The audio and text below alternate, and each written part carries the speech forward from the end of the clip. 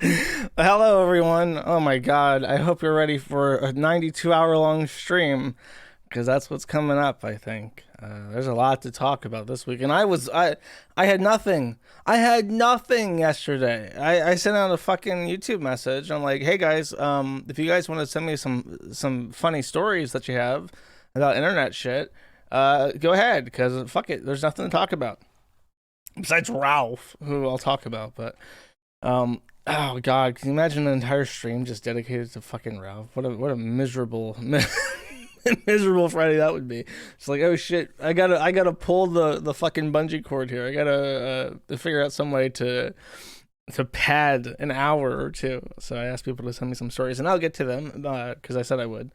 And I got a lot, but I'll read my favorites, at least the ones that I can succinctly describe to people with minimal effort. That's funny to me. But geez, immediately after I said that, I woke up the same day, or sorry, I sent this out on Wednesday. I woke up on Thursday, and I thought, like, what? There's a new feature, which is rare because it's like I usually feature everything, and mods will ask me like, "Hey, do you think that this is feature worthy?" And I'll say, "Yeah, sure. Why not?" This time I wake up to a feature, which is rare. So the mod, I in my infinite wisdom, when I made the feature system, I didn't add any kind of logging. So whoever features something, it's an honor system between the Jannies right now as to who features what. So I have no idea who decided to do it. But I wake up and I just see Lowtax might be dead. And I'm like, oh shit, I didn't feature that. So and I look into it and say, yeah, sure enough, it was in 1 hour. Less than 1 hour after the news breaks that Lowtax might be dead, we have about 100 times more credible and reliable information verifying that Lowtax is probably dead than we have gotten in like 6 months since Bu has died, which just goes to show you how fucking bullshit that is. Actually, right here on my desk chat is an urn that says Richard Kayanka. I have it right here. Wait. See, that's my urn. I'll take a picture later. It just says Lowtax on it with his the year he was born and the year he died, and I got that in the mail as his most trusted colleague, and so 100% we know for a fact that he's dead. Yeah, I'll get to all that. I don't want to spoil anything. Spoiler alert: Lowtax is dead. There's some more to that. Some stuff has come out that's worth going into. Um, I'll self promote real quick before I do that. Let's see. Just really quick. I have put out a new article, which has arrived on Zero Hedge, and it's about my issues with the lawsuits. So if you're interested in all at the Melinda Scott and the Russell Greer stuff. It's on metatheinternet.com under the writing category, and it's also on Zero Hedge and featured on the Kiwi Farms right now, using the U.S. courts to burn money for free forever. And hopefully that will illuminate you on the challenges. I get a lot of suggestions like, why don't you just move out of the U.S.? Why don't you just there's very good reasons why I don't do a lot of the things that are commonly suggested. It's because it's just not possible. If it was possible, I would fucking do anything at this point. But alas, it is not. And hopefully the article is explanatory as to why I don't take those. Yeah, journalists. Yeah, I'll get into that. I have a fucking gripe with journalism today. Don't you worry. I read an article that made me cope, sneeze, and dilate. So, oh, and speaking of, I'm busting through all my garbage, my garbage that I just picked up that I want to talk about. So I'm not a person that really follows artists. Like I like a bunch of songs from a bunch of different people. I don't really follow musicians as a career because it's just like most musicians over their entire life will make like one or two good songs with very limited exception. One of the few people who I kind of liked as a musician, and whose music I liked particularly as a teenager, has shown up to the CFDA Awards in drag. This is Kid Cudi, or Cudi. I don't know how to pronounce it. I've never heard his name pronounced. I've just seen it on albums. If you don't know, this is the guy that made Day and Night, which played on the radio all the fucking time when I was a teenager. Day and Night is the only song that my mom ever told me reminded her of me. It's and I'm a big fan of his song "The Prayer," which I know is just a cover of "The Funeral" by Band of Horses, but I like his song and I like "Pursuit of Happiness." And this is the guy who, when I had my brick phone, my fucking Nokia in high school in the ninth grade, it had less than like 100 MB of storage, and I put fucking one of his albums on it, and that's all I needed. It was this guy, and now less than 20 years later, he's fully fucking buck broken. He is buck broken. And the Tariq Nasheed definition of buck breaking, this man has had a circumcised penis dragged across his fucking face, and now he's at the FDA Fashion Awards in a bridal gown. Like he just got married to Epstein or something. Like, come on, man. Why are they doing this? And you know what's really frustrating is that they'll blame us. They'll say, I can't believe white men are doing this. They're buck breaking our boys. They're making Kid Cudi go to Fashion Awards in a bridal gown. Like he just got done being the bottom bitch at some fucking prison. I can't believe white people are doing this. Just look at his record producers. They're so white and evil. It's like, come on. It's extremely frustrating and very sad.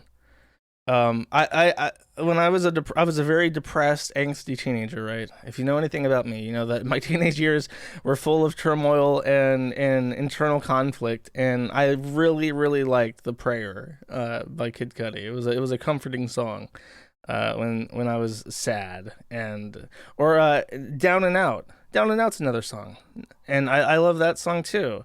And they buck broke that motherfucker. I can't believe it, guys. I really can't. Why him? Out of all the people to buck break, why has it got to be him? Maybe it's just all of them, and I only notice it when it's my guys.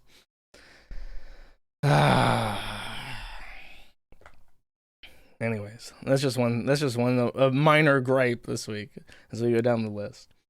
Oh, by the way, I hope you guys are all aware. This has been highly requested. I didn't really think it was worth mentioning because it's just obvious as far as like this is from Reclaim the Net, by the way. I've showed them before. It is the only mailing list I'm actually subscribed to. They're pretty good. So if you like internet related news in terms of like the decline of the internet, I find these guys very, very good. But they are hiding the dislike number on videos, and they're saying that's because it's targeted harassment. People will dislike bomb a creator, and that might be part of it, because if you don't remember, after James Charles was canceled and people held like unsubscribing parties where he dropped by like millions and it was in real time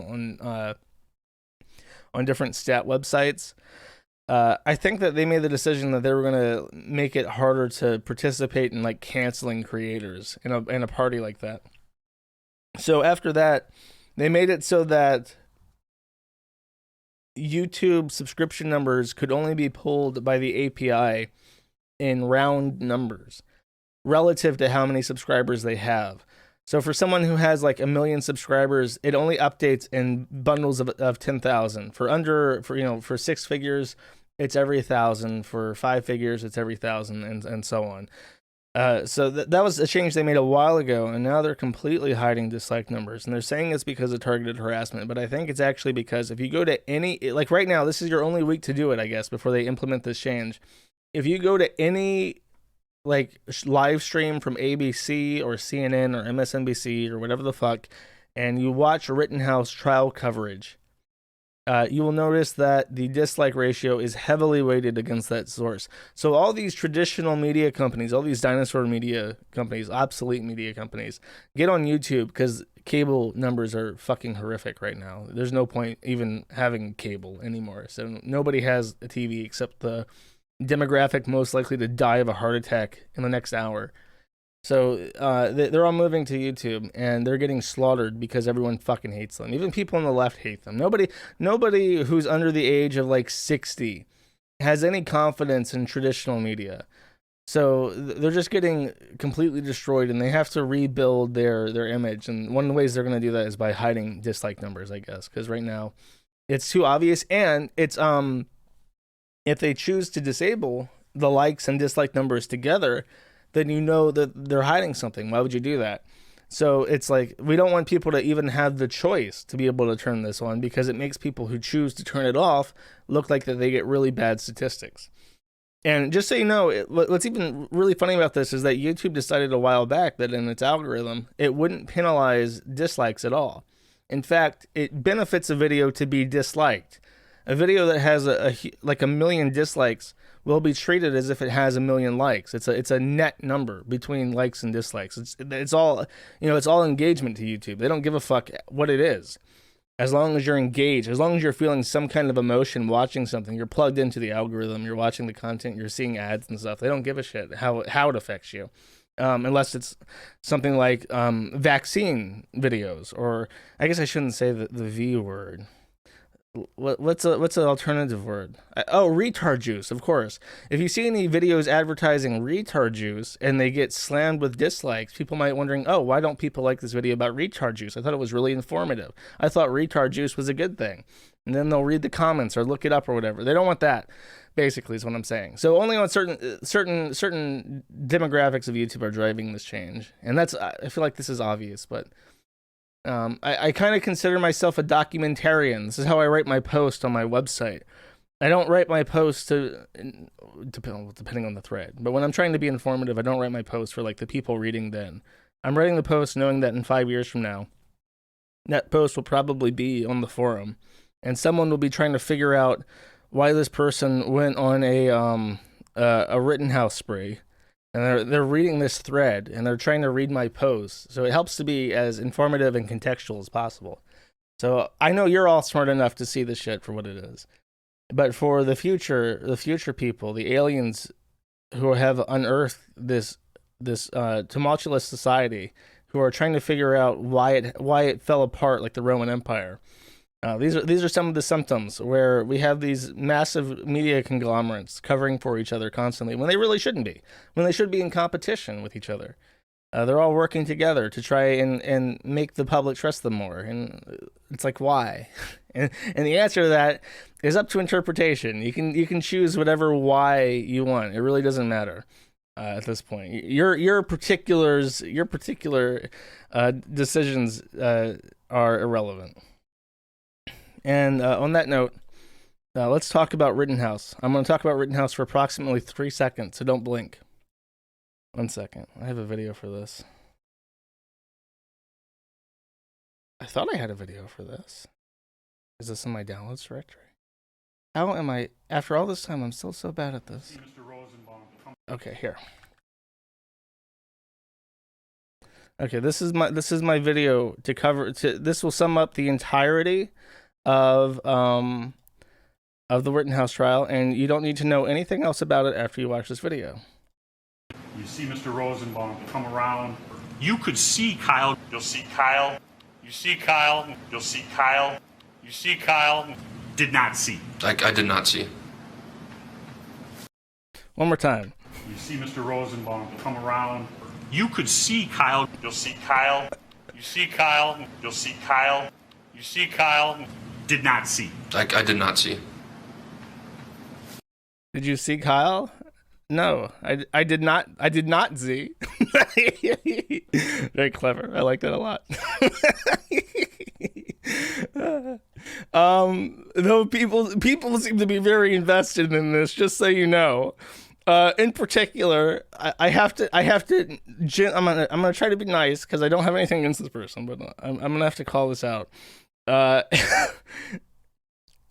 Paladin, who again, I don't have anything against them, but they did tweet something which is very bewildering to me. Made a comment that Christ is Kang, one of my favorite expressions. Whenever anyone says Christ is Kang, you know that they mean business. My favorite thing about Christ is Kang as an expression is that it's an unassailable position. It doesn't matter what denomination. It's like you say, "Oh, I'm Catholic." You're like, the Pope's a pedophile, right? Or you say that you're a Calvinist. Like, well, you're definitely going to hell.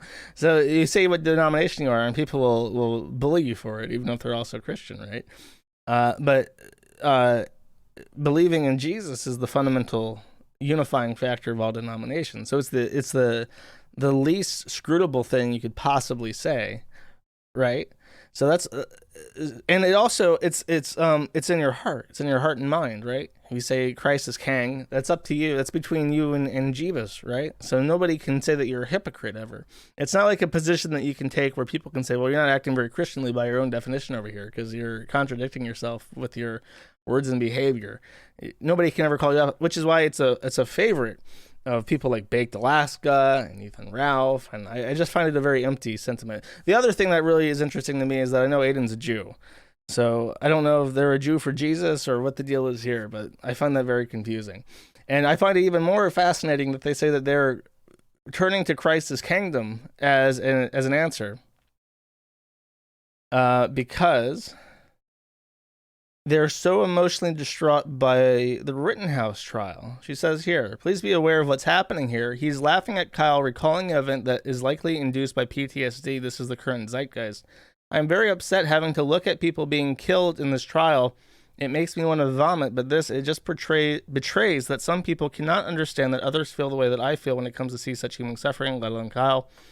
I think my black pilling is complete. And then she says down here, my last message in this thread is that I want to say I'm very glad I turned to Christ, because otherwise I don't know how I would have been able to integrate this shit into my cognitive framework.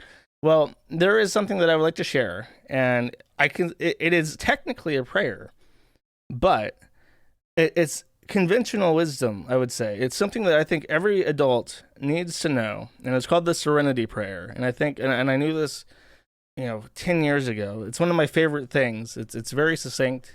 Very accurate. It's accurate to all people. And if you don't know what the Serenity Prayer is, it goes, Father, give us the courage to change what must be changed, serenity to accept what cannot be helped, and the insight to know one from the other. So, courage to change what has to be changed, serenity to accept things that cannot be changed, and the wisdom or insight to know the difference. And when you look at Rittenhouse, you should know immediately this is something totally out of your fucking control. There's no reason to sit here and go, oh my God, these Twitter communists are bullying Rittenhouse for having PTSD. Oh, it's so blackpilling. Oh, the humiliation. Our society is beyond repair and yada, yada, yada. It's like, who gives a fuck? You have to let that which does not matter truly slide. If you think the Serenity Prayer is gay, I'll turn to Fight Club. Exhibit B. Let that which does not matter truly slide. Does this motherfucker truly matter? No. Let it slide. Who gives a shit? If you're seriously depressed because of this Rittenhouse trial and you're very emotionally invested in the outcome of it, there is not a fucking thing you can do. So you might as well turn off brain, go get an ice cream or something. I don't know. Cope with your problems in healthier ways than binge eating ice cream, I suppose, is a better answer. But literally do anything else is preferable. Don't you post the shadaha in my chat when I'm talking about the Serenity Prayer, you motherfucker. Don't dilate. Exactly. Okay, that's my little bullying of Aiden Paladin. Hopefully they don't take it too seriously. They have taken my bullying seriously in the past, which is why I feel compelled to put up a no bully sign first and foremost. And I know they watch my streams, but I felt very inclined. Anyways, I'm not putting up my no bully warning for Ralph. He's just got to take it.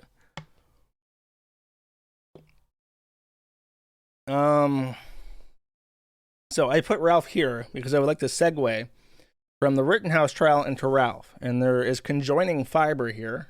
Ethan has been streaming the Rittenhouse trial on Odyssey, getting between 75 and about 400 absolute tops watching his trial coverage, which isn't surprising for being low numbers, because what does he have to offer?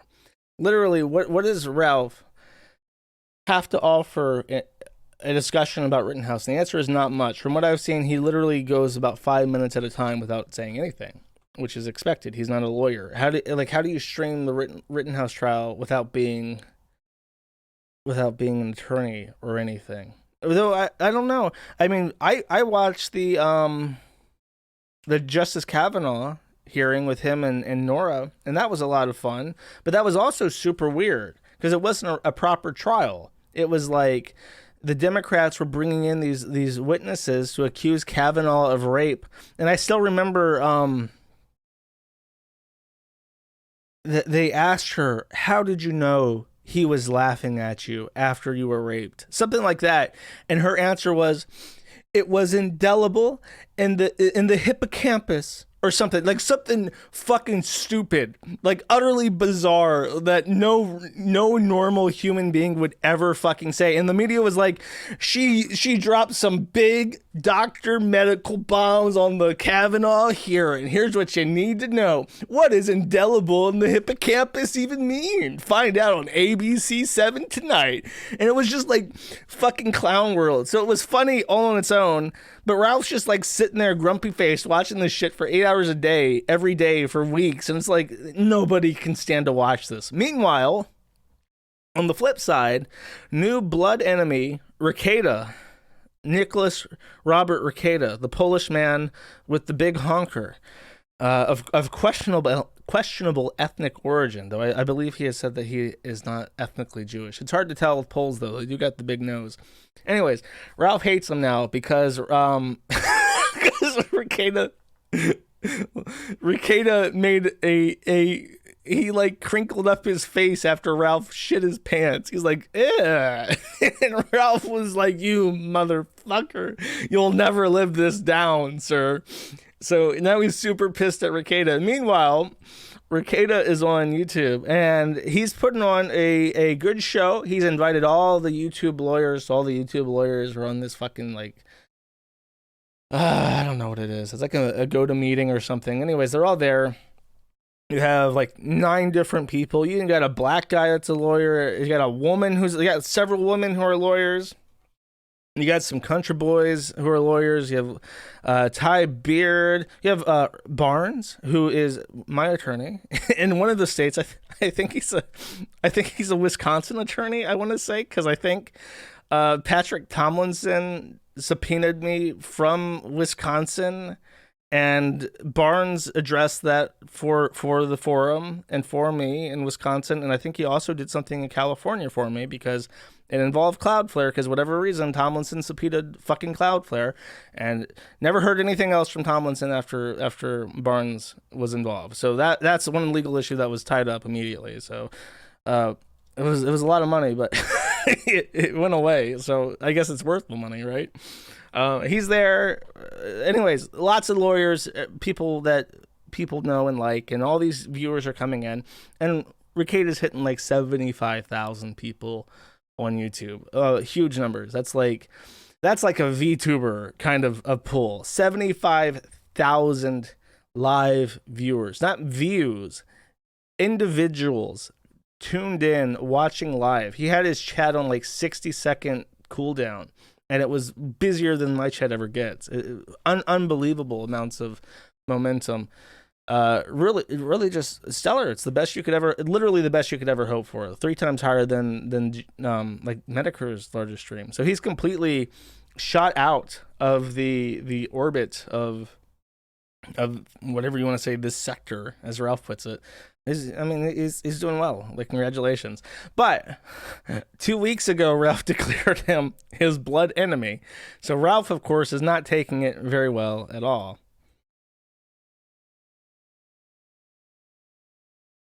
He says, in reply to Dark Joe 400 says, their comment is fair considering Ralph was doing crying Wojak meme face with Rekieta. Huge success with the trial coverage this week. Can slightly understand paying up a one-sided beef for pay pigs, but shot himself in the foot, burning bridge with Rekieta before the trial. Dark Joe has some issues with the spelling department, but I'm not one to talk. No, then again, I don't know. It's like, you have your keyboard to help you out. It'll squiggle shit that's wrong. Ethan replies to his fan, who is not wrong here. It's not a good idea to shoot yourself in the fucking foot by distancing yourself from other people who are successful. He says, not all of us suck dick for clout, Lamau. I regret not one word and enjoyed my 1,000 live today during the trial much more than I would have enjoyed licking some shyster's ass, 100% emoji. And quite frankly, Rekieta had me on his show a grand total of 1 time, and it was back when I got kicked off YouTube. So if he had 17 or 170,000 live and we were still cool, it would mean nothing to me. The Rekieta stream has never done shit for Ethan Ralph. That's a great thing to shoot out there. Hey, everybody, just so you know, I value you in terms of what you do for me. And I have no interest in enjoying success with anybody. And if you associate with me, I will stab you in the back the second that I deem that you're not even like a detriment to me, but just not a benefit enough. Just so you know. And I can probably guess why. Like, when do I show up on Rekieta's stream? I showed up like a couple of times to talk about people, talk about Chris, talk about DSP, talk about Melinda Scott, and Ralph. So people, which is my sphere, right? I talk about people. I try to keep up on drama. People say I don't do a very good job, and I think DSP fans are still mad at me for getting so much wrong talking to Rekieta about his lawsuit. But I tried my best, I promise. So it's not like I was invited to the lawyer stream. It's like, hey, Josh, you want to come on my lawyer stream so you can input absolutely nothing relevant and just throw up your donation link at the end? It's like, oh yeah, of course, I'd love to, Nick. I can guess why Rekieta doesn't have him on, and it's because he doesn't fucking do anything. He has no realm of expertise.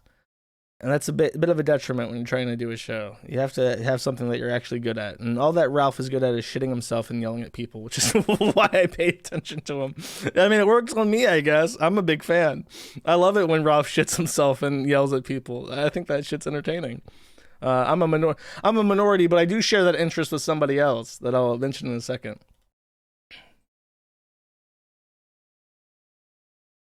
So just to recap, these are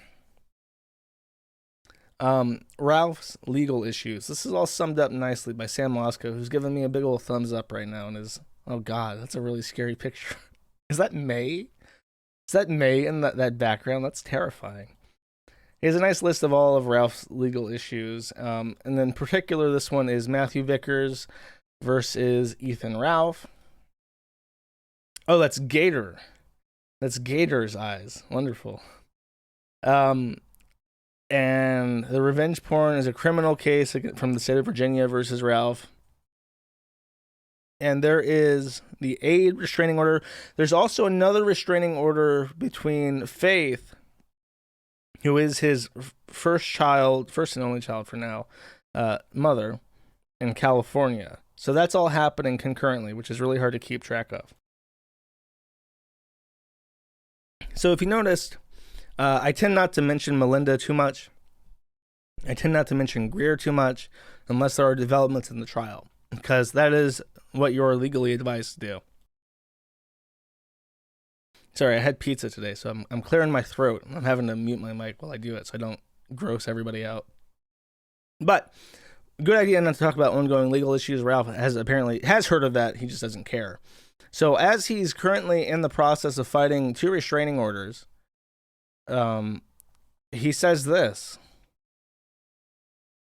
my ex-GF, who is pursuing me in the courts and trying to silence me publicly, has decided to share a false story about my driving today.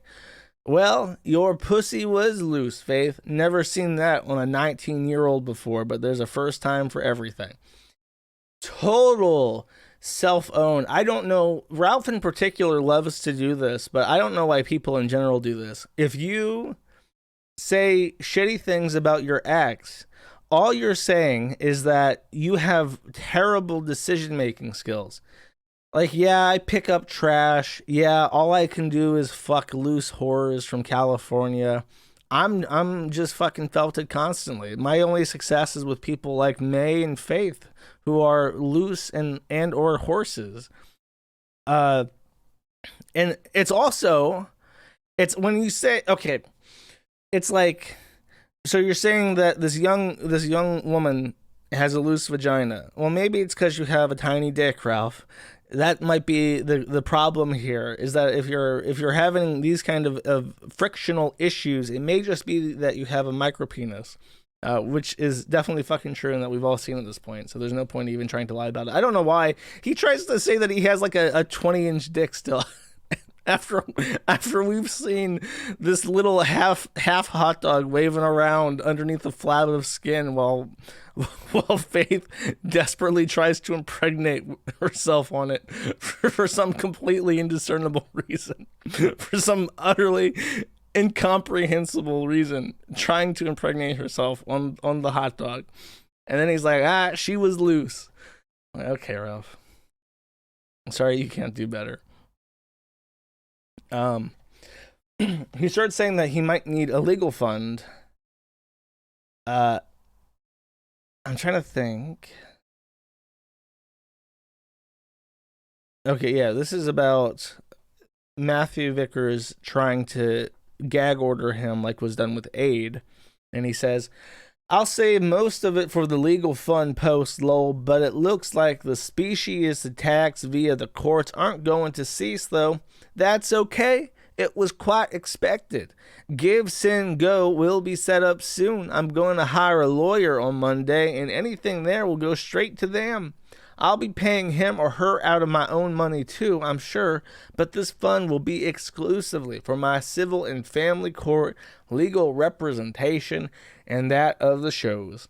If entities want to use the courts to try and shut me down, I might as well use what I have to try and combat it. The thing that Matthew Vickers is trying to stop Ethan Ralph from doing is publicly tweeting that his daughter and the mother of Ralph's child has a loose pussy, by his own words. And, of course, Pantsu, who considers herself an upgrade from Faith for reasons unknown, because Faith actually looks like a woman, and who I would not believe is a woman if not for the fact that she is ostensibly pregnant, but we will see if that's actually true. Pantsu says, this is, I can't do an anime uwu voice, but she said, this is what Vickers are doing by trying to drag their private affairs onto social media and are now harassing innocent people, ensuring their daughter's most embarrassing moment is immortalized on the lowercase I internet. And Carmela Saldavia says, sleeping with Ralph like you're doing now. And she has to clarify, obviously referring to the embarrassment of having a sex tape released. It's really like, okay, I remember I've brought this up before, but I remember when I first was trying to figure out what May's deal was, I said that she probably had some sort of like monkey branching gambit. She was going to hop between e-celebs. And then I quickly realized that, oh no, she's just fucking stupid. This is another one. She set herself up for a cell phone. And then she doesn't realize, even at this point, that if anything happens between her and Ralph, Ralph will be on fucking Twitter saying that she was a loose-ass, horse-face, cunt, vagina, Jew, whore, bitch, slut, and she's just oblivious to it, that she's up next. She just doesn't have a clue. And she also doesn't, I mean, I guess she thinks the sex tape is based, right? That the sex tape was leaked by Ralph. Like, that's what she fucking gets for I love this new convention of my fans trying to bully me by spelling internet with a low, in all caps except for the I. Lowercase internet. Yeah, whatever. So, while this is happening, while Vickers is actively pursuing him for a litany of reasons, he decides that he would put out this message. And I would, if I had to make a list of top 10 stupid fucking things that Ralph has done, this tweet might be up in there. This is a particularly short-sighted, stupid fucking thing to say. He says, I don't care who posts it or shares it. I'm not going to let someone shit talk me without me being able to respond. I'd rather it cost money. I'd rather it cost jail. I'd rather it cost leaving this country. And I'd rather it cost me death. I'm not faking the deal. I'm 100% serious. So he's saying, I'm dangerous. I'm prepared to fight this in court, no matter the expense. I'm prepared to go to jail over this. I'm a flight risk. I'm an active flight risk. I am prepared to flee my fucking country. I am prepared to fly to Serbia to start raising pigeons and banana peppers over letting Faith have a single day of peace where I do not call her a loose pussy. And I'd rather die than lose this case. I am prepared to potentially end up dead fighting this. So, I mean, again, I'm not legally minded, but if I'm a judge and I'm seeing because remember, domestic violence courts and family courts are a different ball game. This isn't defamation. This is like a judge who has seen, any judge with tenure has seen shit where a husband or ex or father will say something like this, and then someone ends up fucking dead after they say it. Like, he's flashing back to that time where he let a message like this slide, and then he showed up, the guy that he was litigating, showed up at his baby mama's house with a baseball bat and clubbed her to death and then shot himself. Like, that's in the judge's mind when he reads a tweet like this. It's one of the dumbest fucking things you could ever possibly say. Really, and I want to put this out there too. Don't leave the country. We live in a society, chat. We live in a society where people like Melinda Scott are free to abuse the court system day in and day out, and she never once at any point in her life has to think that anything extrajudicial will ever happen to her. She is perfectly safe, perfectly happy. She doesn't have any fears. And she is able to be such a blight that she is without any sort of consequences outside the court system, because we live in a nice, safe, happy country called the United States, or at least she does. And the rest of the world is not the United States. If you go to a place like Mexico and you treat girls there like you treat Faith, you will end up beheaded. If you've seen that video of the cartels feeding a guy's dick while he's still alive to a pig, that would be Ralph. Like in a fucking year, in a nanosecond, he would be split open by the cartels. If he were to go to Mexico and knock up some chick and call her a loose pussy on fucking Twitter, the same way that he's into Faith, he would not live to tell the tale. He would not be blabbing on Twitter. So Ralph, for your own good, stay in the United States. And consider getting an attorney to approve your tweets before you start running your fucking mouth and saying stupid shit like this. That's going to put you in jail, because I don't want you in jail and I don't want you dead, because you're very funny and I enjoy talking about you on my podcast. So let's it's quid pro quo, right? I'm keeping you alive. I'm keeping you on the street with my good advice, and I get content for my stream. Let's cool our jets here, my friend. Come to Brazil. The judge is going to bang his gavel and says 3 years in Brazil, and the bailiffs will be dragging him out of the court and be like, I don't want to go to Brazil, any place but Brazil. And then he gets sent out to the fucking Amazon, and people would find him a couple of years later, and he'd be covered in like the red face paint and like living with an uncontacted tribe talking in grunts. No,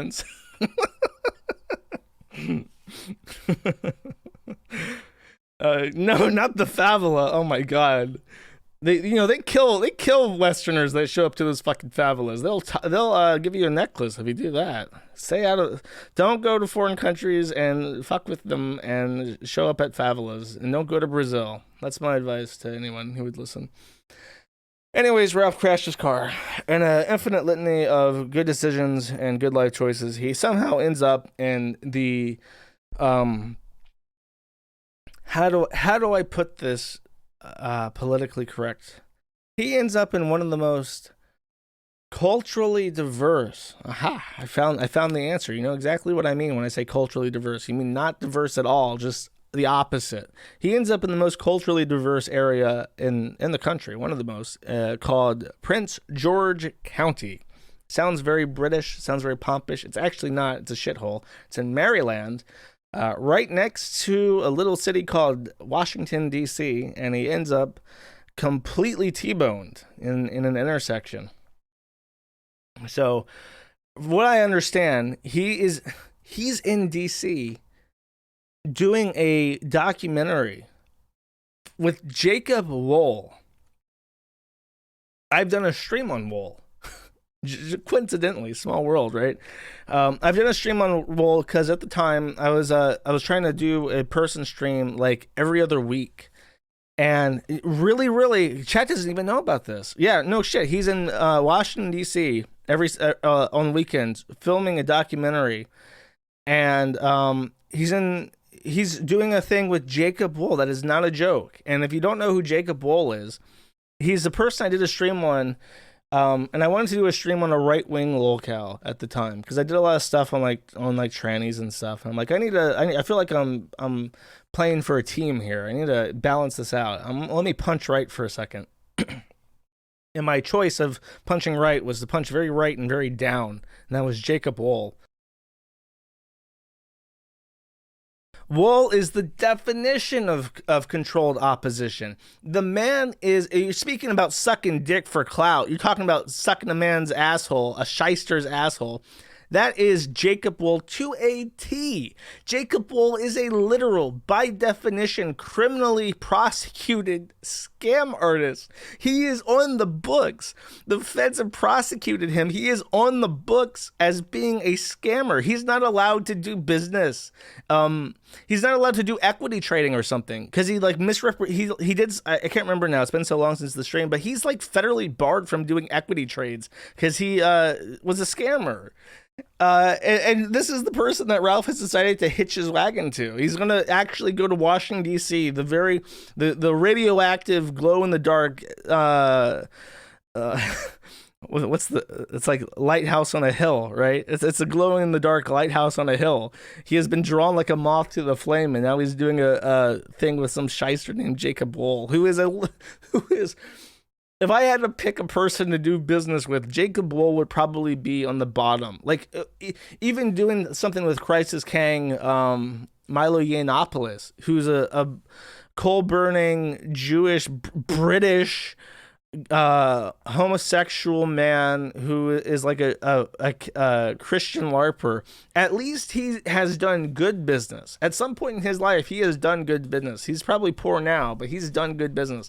As opposed to Jacob Wool, who has never been successful. He is like, the way I described him on my streams is he's like Eddie from Ed, and Eddie, where he's just like, I got a scam, guys. We're going to get some quarters for some jawbreakers. And he's just like a bumbling idiot who completely falls flat on his face constantly. And this is the person that Ralph goes up to see in Washington, D.C. And as an act of God, he is, not even, he's T-boned in an intersection. And he's, dork. God hates dorks. That's right. He ends up T-boned in the intersection. I know 100% just based on the fact that he's fucking. I'm trying to fix that. I'm trying to be a good boy. I'm trying to fix saying and I'm trying to fix filling gaps between sentences with swear words. Chat. I'm working on my elocution, as they would say. So if he wasn't at fault, he would be lambasting the other party. They would be at fault. They were the worst driver I've ever seen. I had the green and he T-boned me. I think he was drunk. Like, he would be going on and on. He'd be posting pictures of this guy to Twitter and he's not doing that. So I know he's at fault, right? Or at least I would assume so. And somehow, actually, you know what? I have this sound clip that I'll play. And this is him essentially admitting that he's at fault, as far as I'm concerned. I have this sound clip. Oh, another trip to court. Yeah. Oh no. I mean, they just gave me a ticket for missing the light. It wasn't even that big a ticket. Like, it's not gonna be. I wasn't. No, I mean, you're gonna have to drag this guy through fucking traffic. Oh well, yeah. Who knows what's gonna happen with all that? I ain't worried about that. I got progressive. They'll fuck with that too. It's not a big deal. It's not like a. I wasn't drunk driving or anything like, you know what I mean? Like, it's not the end of the world. It's just some shit I gotta deal with. I've had to deal with it before. Thankfully, I will say this. Thank God it was in Maryland in one respect.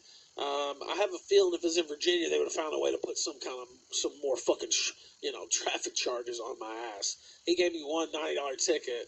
It's like the lowest ticket you can get, basically.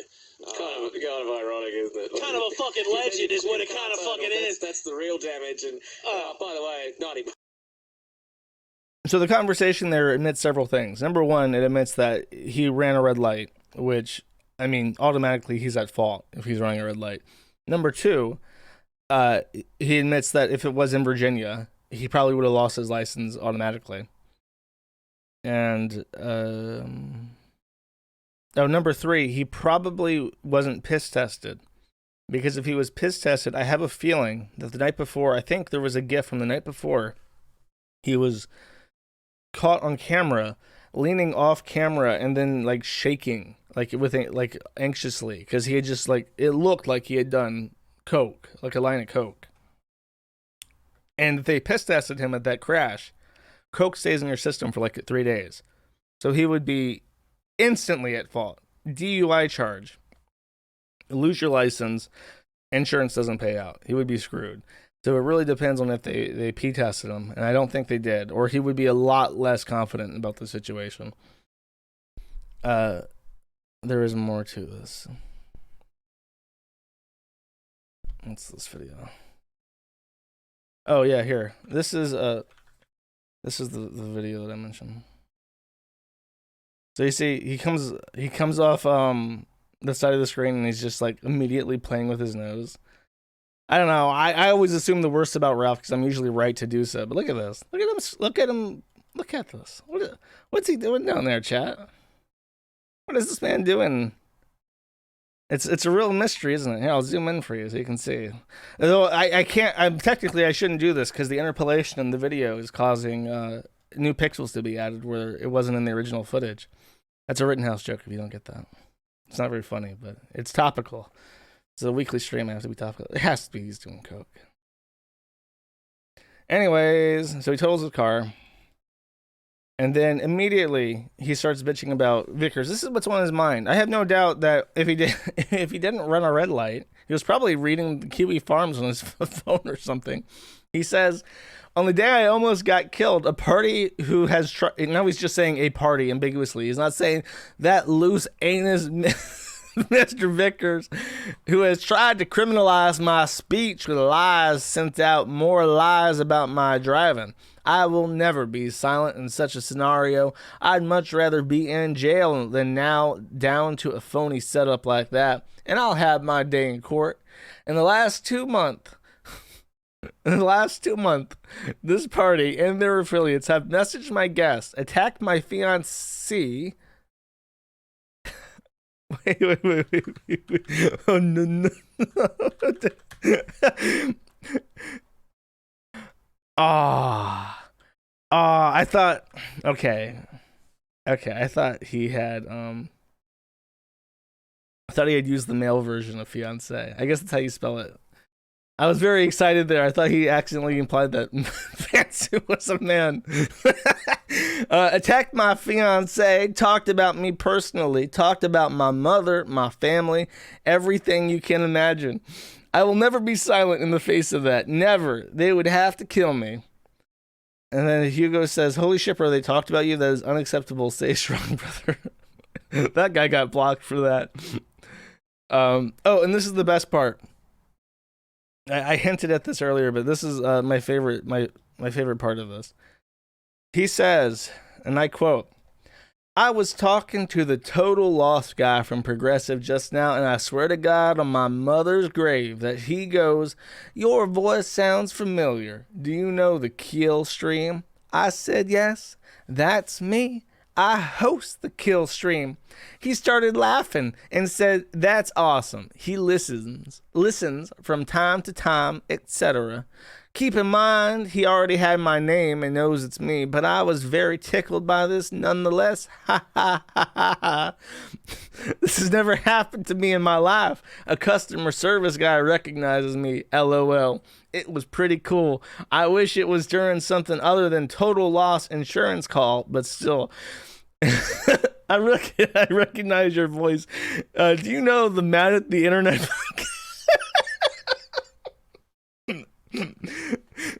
I like how me and this brother, we are kindred spirits. This Progressive total loss insurance agent.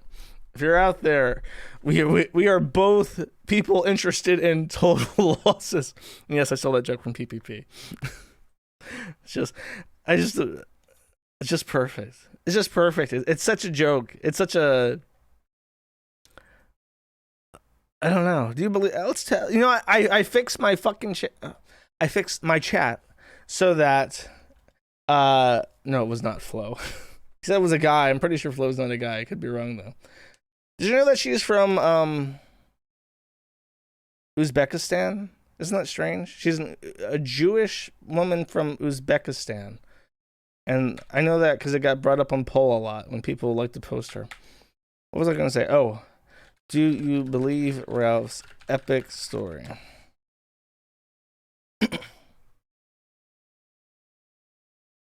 Rare, made up. Nuh-uh. Okay, chat. Look, see, it shows up. Look, chat, it shows up on the overlay. The polls do now.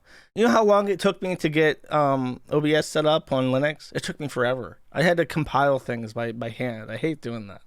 It's such bullshit. Because there's always like another dependency you have to compile by yourself. 80% out of 500 votes say no. We have to stop the steal. I believe Ralph. I believe that out of the 400 people tops who watch his stream every day, one of them is a total loss agent from Progressive. It has to be, statistically speaking, it has to be true.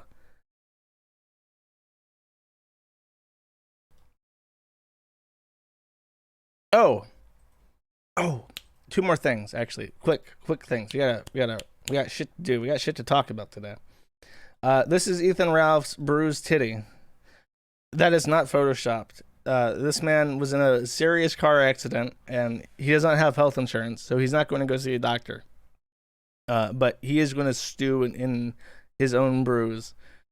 And you know, just kind of, you know, wing it like an alpha male. He's not going to go see no fucking doctor. I don't see no fucking doctor. Me and my mama, anytime something was wrong with me, she just gave me a little bit of heroin, and it soothed all my aches and pains, and I follow that tradition to this day. So he's sitting there all fucked up, and he's not going to see anyone about it. Good for him, I guess.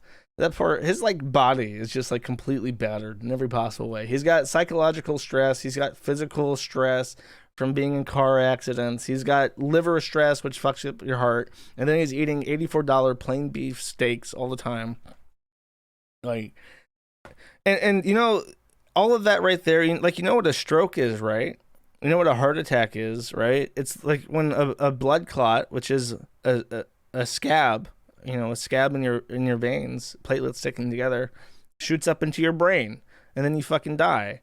Or it shoots into your heart and you die. So all of that right there, all that redding and stuff, that's all platelets that are coagulating together to heal. And they all pose a significant risk to an unhealthy individual like Ralph. So he could literally just drop dead at any point right now, because he's not in a good position. He's probably one of the least healthy 36-year-olds on the planet. And the same day as we got the booba reveal, I think Ralph forgot May's birthday. He didn't say anything about it until like after people started making fun of him on the forum. So he takes her out, and this dinner came after her birthday was on November 9th. So he takes her out to, wait, my notes say November 9th. This tweet says November 11th. November 9th. November 11th. I think those are 2 days apart, chat. So I guess he took her out 2 days later. That's punctual, right?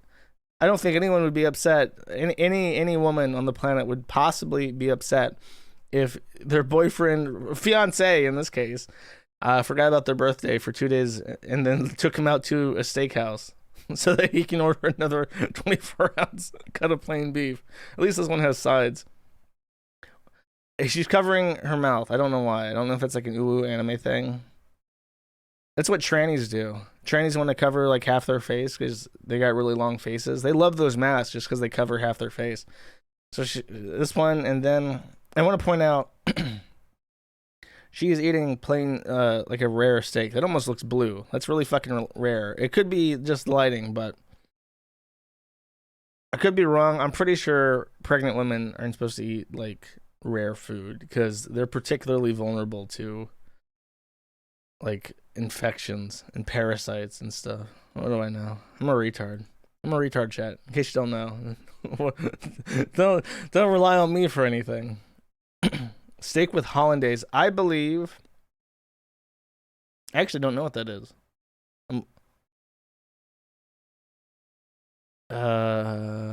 It could be white gravy.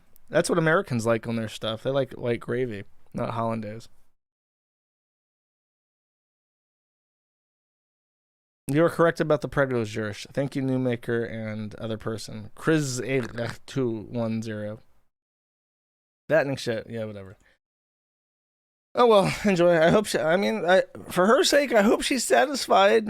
I hope she's happy with all her life choices that have led up to this, to having, you know, a steak dinner while pregnant 2 days after her birthday, as like an afterthought, so that he can post to Twitter that he actually took her out for dinner.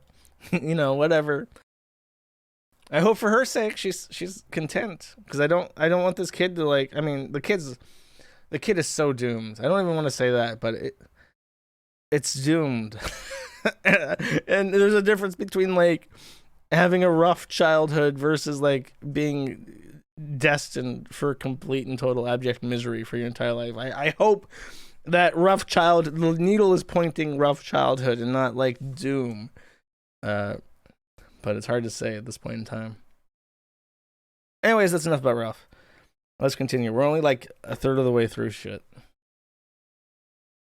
I got my favorite, my boy.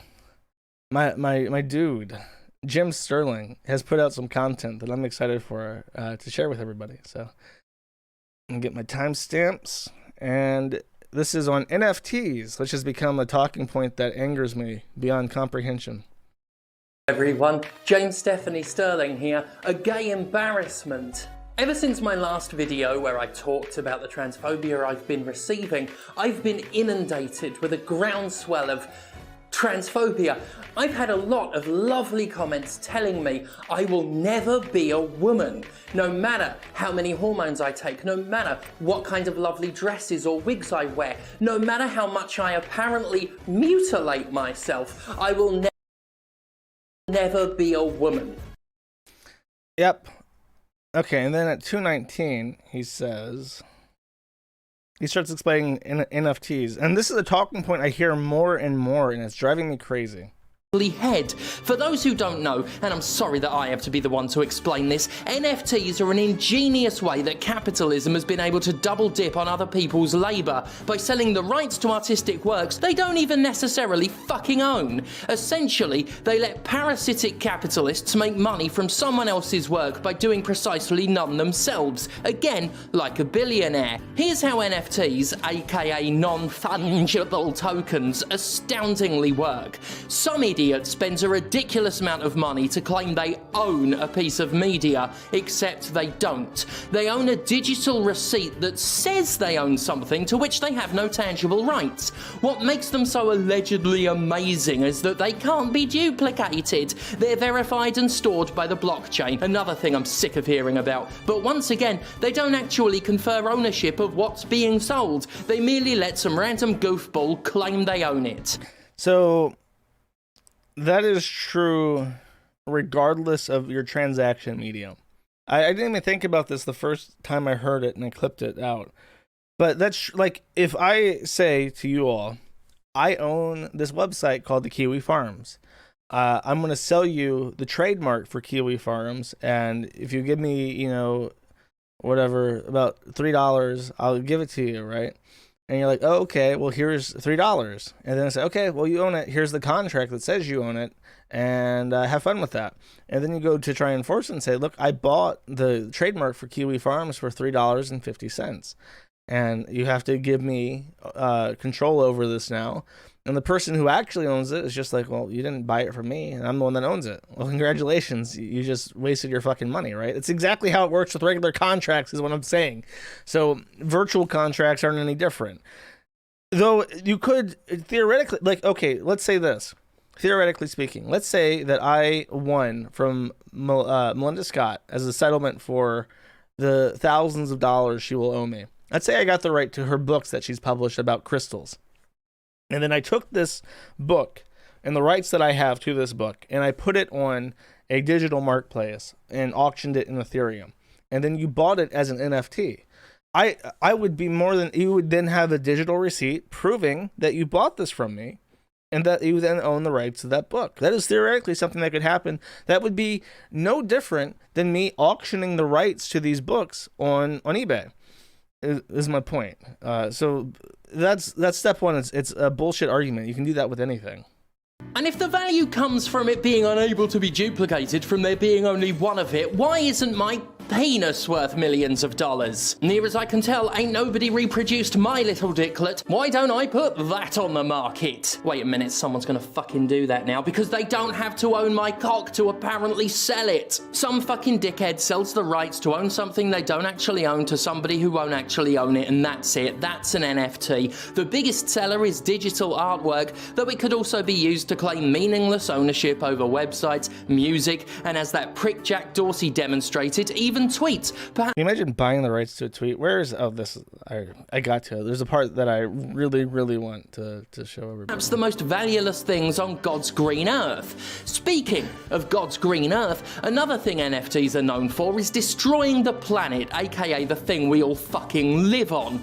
In the middle of a global climate crisis, it was decided by utter that what we needed was a literally worthless cottage industry that has severe impacts on the environment. Cryptocurrency in general is shit for this. Mining pretend money for profit is an energy-intensive process requiring a lot of computing power and graphics cards that no one else can buy now, which in turn creates more pollution. NFTs pile on top of that with further intensive computer transactions. It is basically the absolute last thing we need right now as the world hurtles toward inhospitable environments, uncontrollable temperatures, and what will likely become horrific food and water shortages. It's the worst thing to happen at the worst time for it. Also, okay, so keep that in mind. I'm not gonna debunk the whole fire thing, the whole climate shit just yet. I want to get to this point,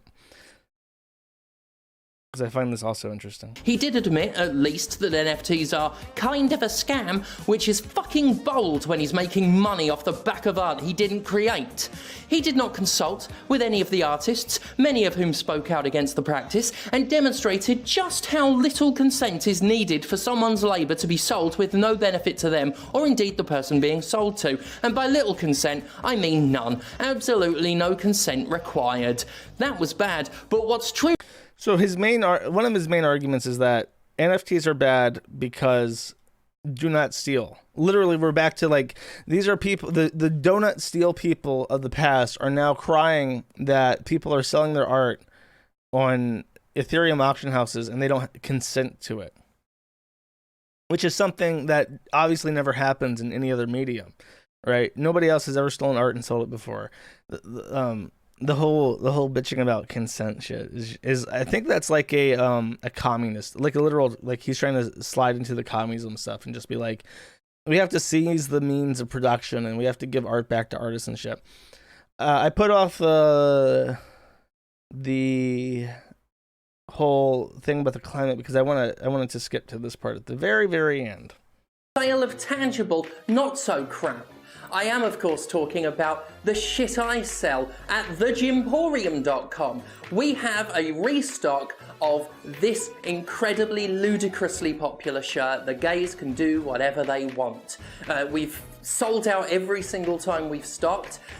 We have them now. We're going to have some vests as well, some tank toppy vest things. They are going to be in stock from 11. So I want you guys to think about this. I know that cryptocurrency mining is processor intensive, and I know that it has an energy demand to it. Right, that's a true thing. And to compare this to merchandise, for instance, my silver coins, a tangible, real product. First, the ground must be struck. The silver must be mined out of the earth in massive pits in expansive caverns, which are held up by support structures of timber, which are brought in from forests, which require petroleum to logistically bring the timber from the, and of course each of the all the timber harvesters use special tools that come from all over the world, especially China, and those each require petroleum to deliver. And then you bring the timber into the cave, you set up the cave so that it doesn't collapse, you mine the ore, you take the ore out. Well, now you have ore that's not very usable. You break it up and you use a specific chemical to create a slush. Basically, you grind it out very fine, and then you use a chemical to create a toxic mix between silver and this other chemical, and I forget the name of it.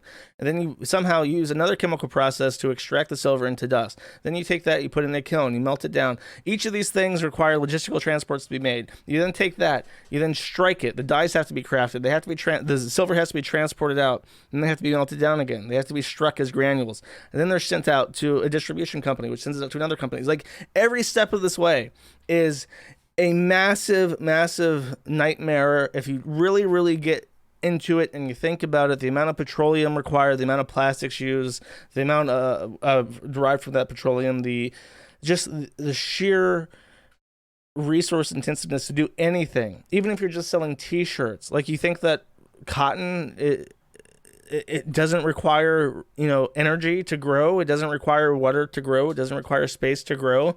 Trust me, it does. If it's polyester, that's petroleum. All of this shit is a huge web that seriously impacts the world.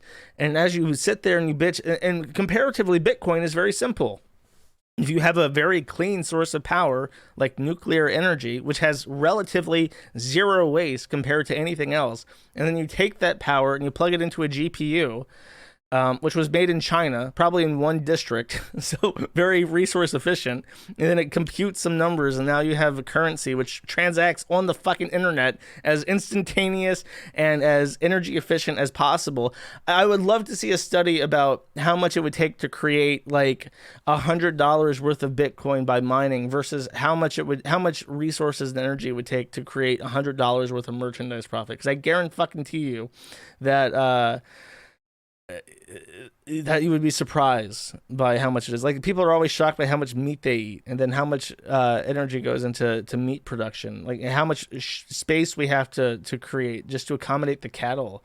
People will be flabbergasted by how much resources they consume, which is why it's a great thing that Nigeria will have a population of 1 billion in the next 20 years.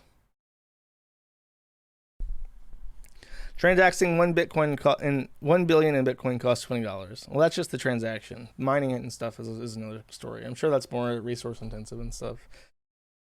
I don't know. I'm really afraid of this climate stuff because I can see what they're doing with it. They've got the neighbor cattle. They got a herd of neighbor cattle, and they're saying, "Giddy up, neighbor cattle! Got a herd of neighbor cattle. Got a herd of neighbor cattle," and they're docile. And when we tell them that this threat to our fiat currency is bad for the environment, they're just like, "Okay, I believe you. I don't understand it, so I believe what you say. You're the experts from whatever fucking news agency." And the alternative will be like, wait, we can save cryptocurrency, neighbor cattle. We've got this great solution. Instead of using proof of work, we'll use proof of stake. How does proof of stake work? Well, instead of doing these super complicated computations to mine, we just have a few trusted nodes that don't require any extra resources to run, no more than any other internet service, and they do the validating because they're trusted. And it's like, oh, of course, that's great. That's wonderful. Then we only have 8 trusted nodes to verify these transactions. Who are the nodes? We'll give them to people that are really good at security. We'll give them to JP Morgan Chase, and we'll give them to the large credit unions, and we'll give them to all the Federal Reserve. They'll keep track of these master nodes, and they'll be super good for the environment, and they'll even pay carbon tax. And they're like, oh, this is wonderful. This is good for the environment. And they're like, oh, okay, we'll call this Ripple. It'll be super efficient, and it's a good cryptocurrency. We'll let you trade in Ripple, but don't you fucking dare touch Bitcoin. Don't you fucking dare touch Monero, you neighbor cattle. You fat, gay neighbor cattle. Anyways, Ripple died. They'll replace it. We'll try again. We'll try again once it's it'll be called Eco Token, Eco Coin. It'll have the currency symbol will be like the little leaf for Animal Crossing, and it'll be Eco Token. And instead of paying miners a mining fee, we'll just take 5% of your transaction fee and put it towards planting trees. And everyone will clap, and it'll be great. And Jim Sterling will approve of it, because nobody gets ripped off. At least not in an immediately obvious way. Anyways, okay, that's me ranting about Jim Sterling. I talked about the YouTube dislike stuff. It is now time to talk about Lowtax, who is fucking dead. In case you do not know, Richard Lowtax Kayanka, founder of Something Awful, is dead at 45, reports Vice News. We also reported it. It came from a video I'm not going to play. It's an old Something Awful guy. He's astoundingly Jewish looking, which is why it's not surprising at all when he tries to tell a story to make Lowtax seem like a humble, nice, relatable guy. And you know what? Fuck it. I'll just play the story. Hold up. I really love this story from this guy. But she was an infant at the time, and we were coming back from a Royals game. Probably we're in the parking lot searching for the car, and his daughter goes, "Oh, Daddy, I need to pee or whatever." And Riches tries to get her into a porta potty. She didn't want to do it, and then of course, not surprisingly, while riding on Rich's arms, I mean, it's not his arms, his shoulders. How could I confuse the body parts? I'm in mourning. So, anyways, while she was, riding on Rich's shoulders, an accident. And it went all over the place, and, just liquid dripping off his shirt. And his daughter was like, "Oh, I'm sorry, I didn't mean to." And Rich didn't even yelp with disgust, as I surely would. He didn't make her feel bad. He didn't get mad. He just said, "That's all right." And, it was just like, don't worry about it. Cleaned her up, put her in the car, and took her home like any good dad would. Grief manifests in strange. I don't know. I notice a trend now where Jewish people really like pee pee poo poo, and they bring it up, and it's like that's his eulogy. That's his breaking the news to people that Lowtax is dead. What does he go for? Very relatable pee pee poo poo story. Like, do you have something else? Don't you have something else where something cute happened and there's no pee pee poo poo involved? Why does it gotta be pee pee poo poo involved, my dude? Why has it gotta be like this? Like, I'm sure shit happens when you're a parent, but that's not the story you tell. When they die, you tell a nicer story that doesn't have any piss or shit in it. It's just I don't know, maybe I'm the weirdo on that one. Yeah, Rich had 2 kids. Lady Ambien is one, and I've actually talked to Lady Ambien a while back. Just to kind of lay this out, I knew Lowtax very briefly. He was a user on the forum for a week. Because what happened is, I'll lay this out before I go into the story of his death, I guess. What happened is that there's a guy called Shmorky. I did a stream on Shmorky. Go watch it if you're interested. He is a pedophile diaper fur, but nobody knew that. Before he was a pedophile diaper fur, he was someone who drew art. And a lot of really, really old, really famous memes came out of Shmorky drawings, such as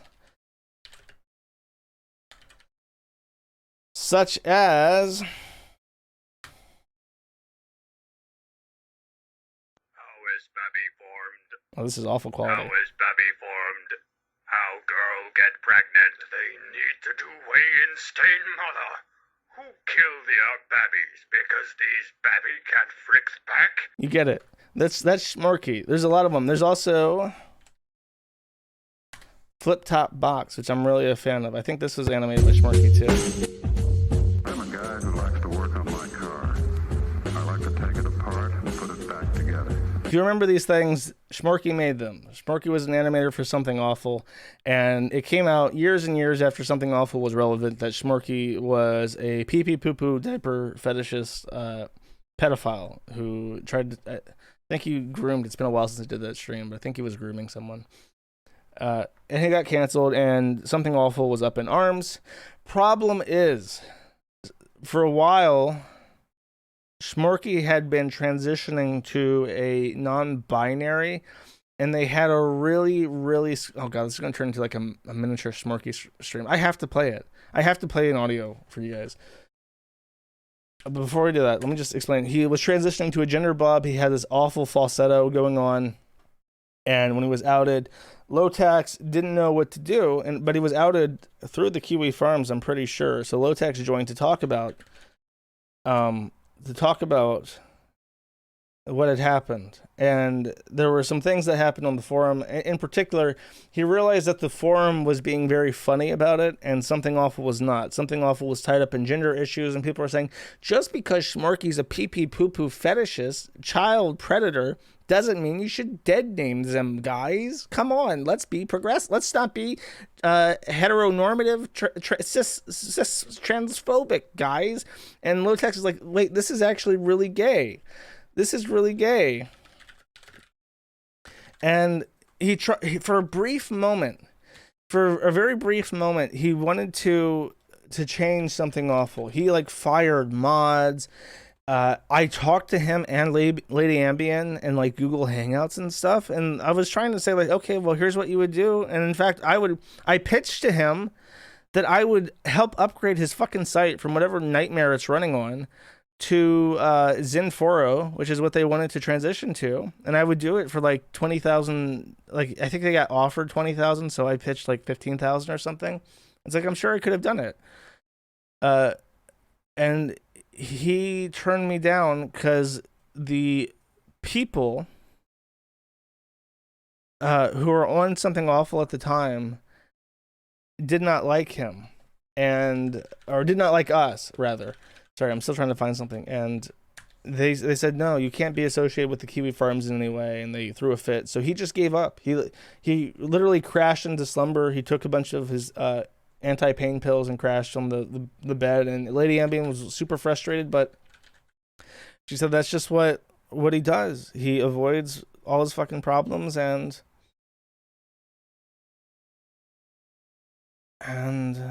that's about it. And he can't be compelled to do anything. If I cannot find this call, I'm gonna be super, super fucking pissed. Oh God. Okay, I need your guys' help.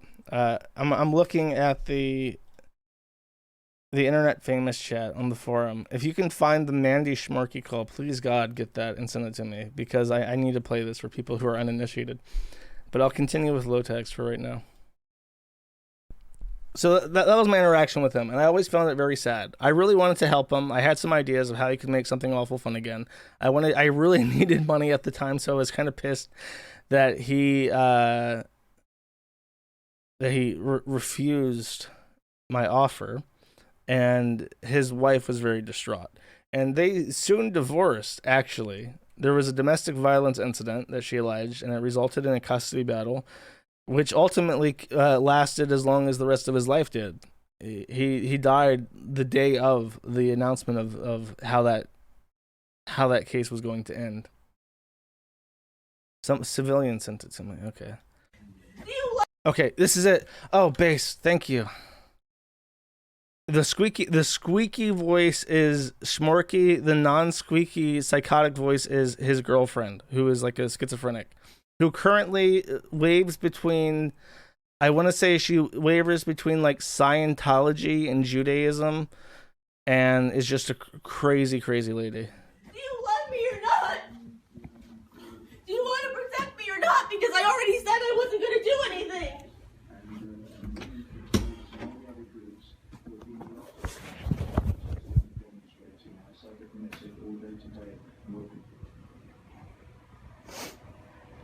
Please don't touch me again, please. I won't. I'll never touch you again, okay? I'll never touch you again. I'll just do what you want. stop screaming and pretending. I'm not screaming! I'm... What do you want from me? What? What do you want from me? I just want you to tell me what you want from me. What do you want What do you want from me? No. No, you're the one that's doing this right now. I just want you to just tell me if you love me or not, or if you're in on this or not. In on what? Tell me. What they're doing to me. Tell me what I have to say. My parents. Yes? Are you controlling me for them? No.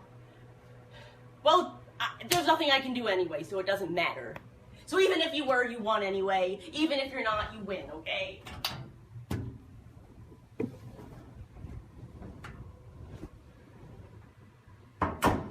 Doesn't matter, because there's nothing I can do about any of these people. Okay? That's why I said I wasn't gonna do anything. That's why I said I was gonna go to the cops. I just said they won. I told them that they won. Okay. I don't want to fight. I don't want to fight back. I can't fight back. Okay? If Hitler himself came here, he wouldn't be able to save me, alright? Nothing. Jim Howe, they're unbeatable. They're unstoppable. There is no answer. There is no answer to the Jewish question because they always win. They always win, and they're mine, and I'm theirs. And there's nothing I can do about it ever. Nothing anyone can. Not Roger Waters. God himself can't stop these people. They won. They always win. And I'm not gonna fight anymore either. Because they won. They always do. There's no point in ever fighting anything. Because you can never win. So I'm not gonna... So I'll pause it there. If you want the full thing, you have to go to watch the Smorky stream. It's one of my favorites. I really, really was invested because I didn't know anything about Something Awful. And I this all came at me, and I was learning a lot. And there was all these people from Something Awful joining the forum at the time to talk about it. Lowtax was on the forum to talk about it. Someone I knew of, but I never knew anything about. And it was just. I really had hope for this guy. I really thought like this would be it. He would update his site. I would help him. I would tell him this is what you should do for moderation. And he would take the reins and be like, yeah, actually, I do run this fucking place. This is my site. I'm not going to take a back seat to my site and let these freaks ruin it for me. I'm not going to sit here and pop pills and drink wine and beat my wife while these lunatics that you just heard run my site for me. Why would I do that? And that's why, I personally have resolved. If I ever lost interest in the site, I would just pass it on. I would host the full archive of everything on it. I would purge all the user information and stuff, and I would just give it out as like a torrent and be like, make your own shit. Have fun with it. Do something crazy. I want to hear about you doing something that you got arrested for after hosting the site for a couple of years. I want some crazy shit to come out of this. But I would never, ever in a million years resign myself to sitting there and letting other people do things for me, which is why I end up pissing off a lot of people who have different ideas of how things should be ran. But I realize that I'm not always completely fair, but I try my best, and I try to keep things fun, because I assume if it's fun for me, it's fun for a lot of other people too, right? Anyways, point is that was his last chance, really, at fixing himself. If this guy who he had known for years, if this guy who he had let meet his children was now this freak, and he wasn't even allowed to like process this on his own site after it came out because people were so wrapped up in pronouns. If that wouldn't be a motivation enough to fix things, nothing ever would be. And that was true. Nothing ever was. After that, his life just got worse. He tried. He immediately reconciled with his mods. He gave in to their demands. He promoted everyone who he had demodded by himself. He reinstated them. He took the back seat again. And he literally lost his wife and kid over this. And then the next year, I want to say, It's hard to say. I want to say it's the next year. He meets this. Actually, no. This is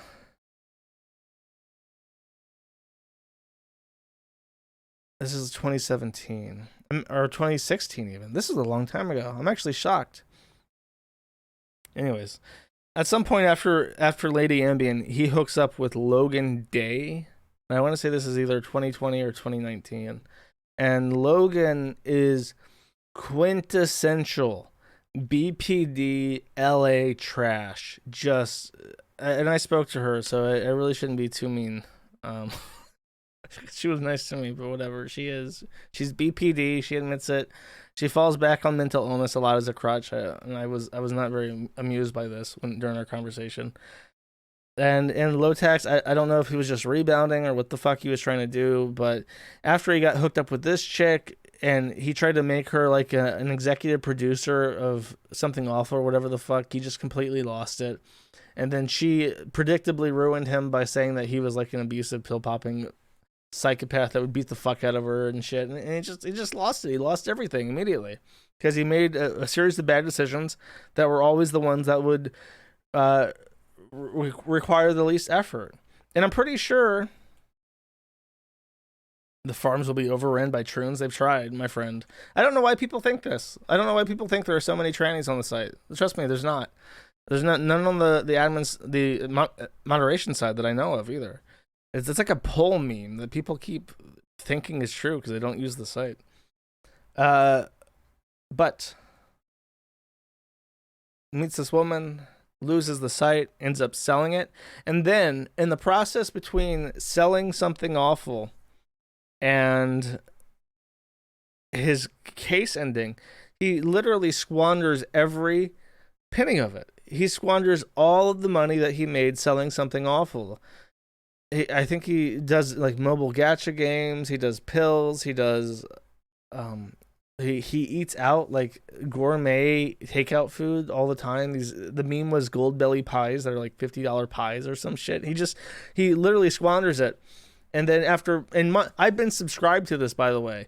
I was on the Missouri court subscription list so that anytime anything happened with his case docket, I would get a notice for it. And I did. I got an email from Missouri saying that the case had gone to trial and it was settled. And I'm thinking like, okay, so I guess this is it. I guess it's over. And then the same day he's dead, because apparently what the judge had found is that he had intentionally squandered what money he had, and they were going to force him to give up his savings to her to pay for child support, and he would owe child support for the remainder of the child's childhood, and he would owe attorney's fees. It would be he would lose everything. He'd be back at square one at like however old he is, 40 something, with. And he just couldn't handle it. And I think he had been planning to die for a while because he mentioned it. He mentioned it in a couple places, and he even said so in Discord, like, goodbye, everybody. And then he shot himself, and his ex-wife explains it as such. She says,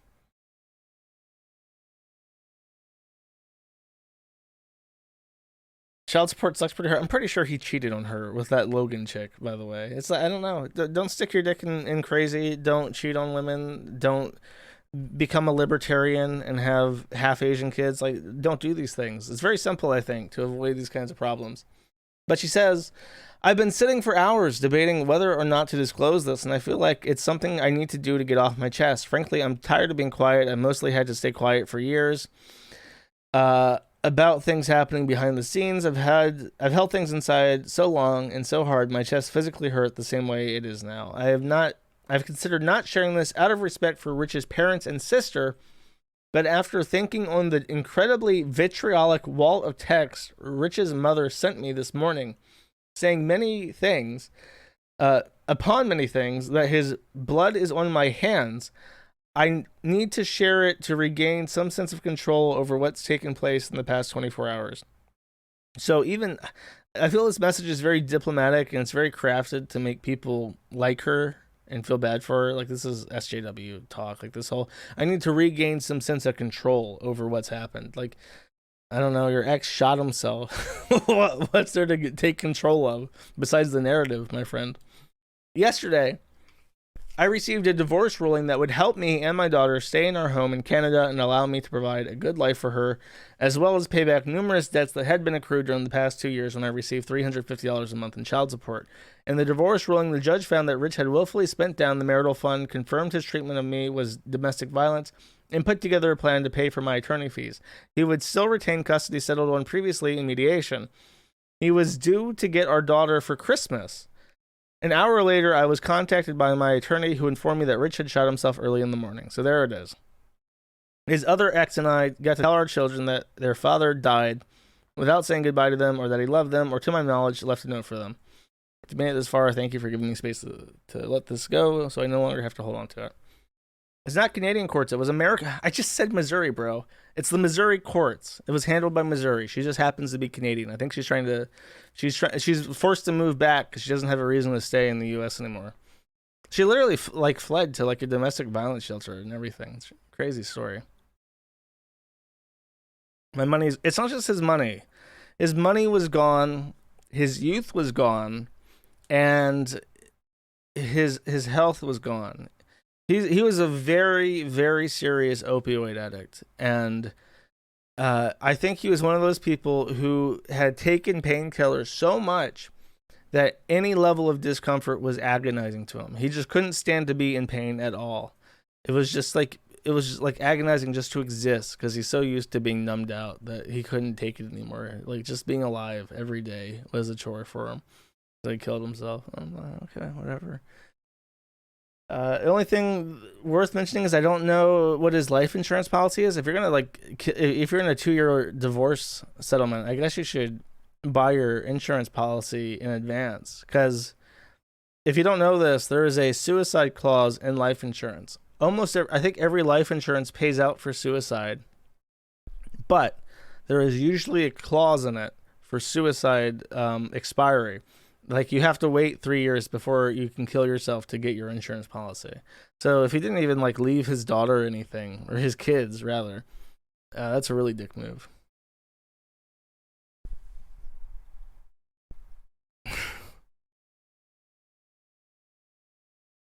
Just learn to code.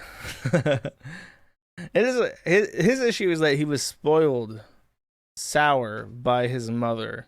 Because mommy always took care of everything for him. No matter what his problem was, mommy would be there to take care of it. And he never learned how to deal with anything. And I think that's why he was domestically violent as well. He doesn't know how to solve problems. He runs away from his issues. So when his issue is a hysterical woman chasing him around the house as he tries to pill himself out into oblivion, and he doesn't want to confront any issues, it's how do you make the noise stop when you're just retarded and you don't have any problem solving skills and you don't want to do anything? And you just flail at it, I guess. You punch it, make it shut up.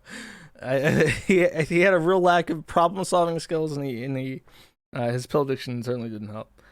So that's the gist of why he killed himself. What's interesting now is how people are going to spin it after the fact.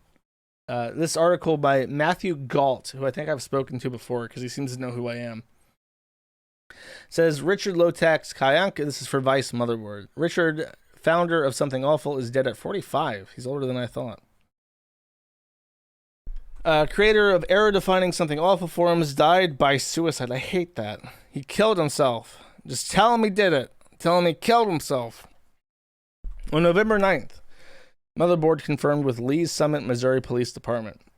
See how easy that is?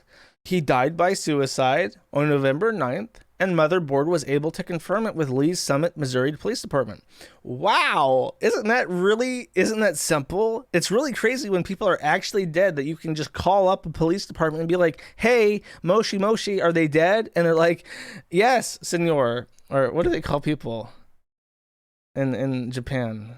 What's the word for man? It's like senora or something. There's a sin word, whatever. Anyways, they say yes, and then you can write it in your fucking article. Senpai. So longtime Something Awful admin Fragmaster posts on the site for the first time in years to tell the community that its founder Richard Lowtax was dead. Senpai. Blah blah blah. There's goes over all the things I explained. And they talk about how much something awful influenced society or internet culture at least. And I even like this part. Where does it say that? He changed this a little bit, I think. But many lives were also warped and destroyed. One of the most popular forum threads on the site was Grover House, the story about a sprawling and bizarre home construction project. Goons were so hungry for more information about the strange house they doxed, spelled incorrectly, the owner and harassed him and his family for the lulz. The targeted harassment campaigns of Kiwi Farms and 4chan were born and perfected on something awful before moving off the site. The internet's general interest in seeking justice via public shaming was fostered there, he says. And before this was changed a little bit, I sent a message to this guy. And I said, number one, sir, you are spelling the internet wrong. The internet is a proper noun. It is not a lowercase I. And then I said, number two, there is no relation. He said that Kiwi Farms came from something awful, which is just not true.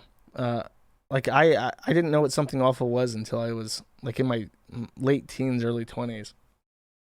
I didn't start hosting the Kiwi Farms until I was 19, and I didn't come from someone who was a goon. The only kind of direct comparison between something awful, and this is true, something awful in the Kiwi Farms is that, as many of you may know, I posted as a teenager between the ages of like 13 and 18 on a forum called Blockland Forums, and the owner of Blockland Forum was a goon. Bad Spot, whose name at this point I'm pretty sure is like a play on words of Lowtax. It's like the same kind of convention. It's Bad Spot. I'm pretty sure Bad Spot made Blockland as a project to show to goons, and then when he launched it,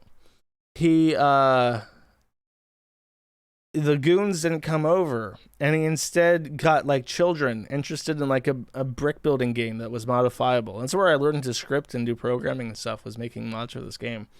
But Bad Spot really fucking hated all the kids who played his game. He wished they were super cool goons from something awful like EVE Online had, or Space Station. But instead it was just kids like me. And he really hated all of us. And you could tell that he really hated his audience. And that's why Blockland, even though it predates Roblox and Minecraft, it never beat them. Because those games were made for kids. And when they took off, the people who made the games continued to improve them for kids, as opposed to Bad Spot, who just moped that he didn't have a super cool goon audience that were fans of his game. So as far as inspiration for Kiwi Farms coming from something awful, that's the only link, is that the Kiwi Farms is kind of like Blockland Forum and that there's drama.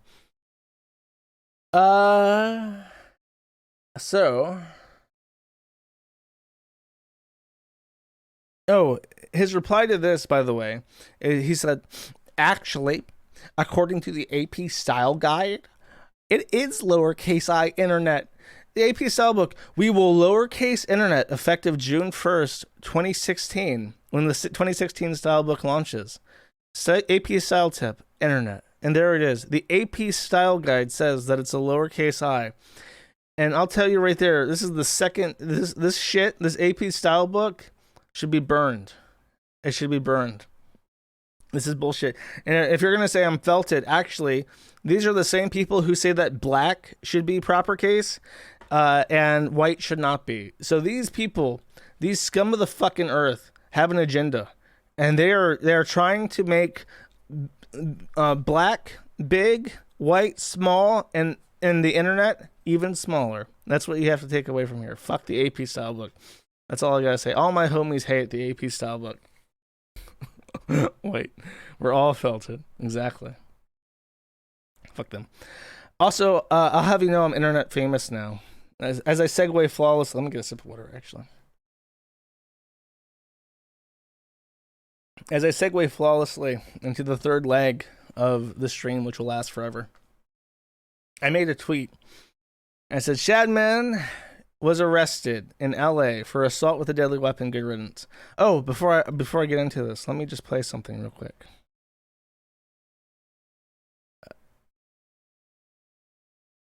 So now I'm sort of hoping that he'll kill himself soon.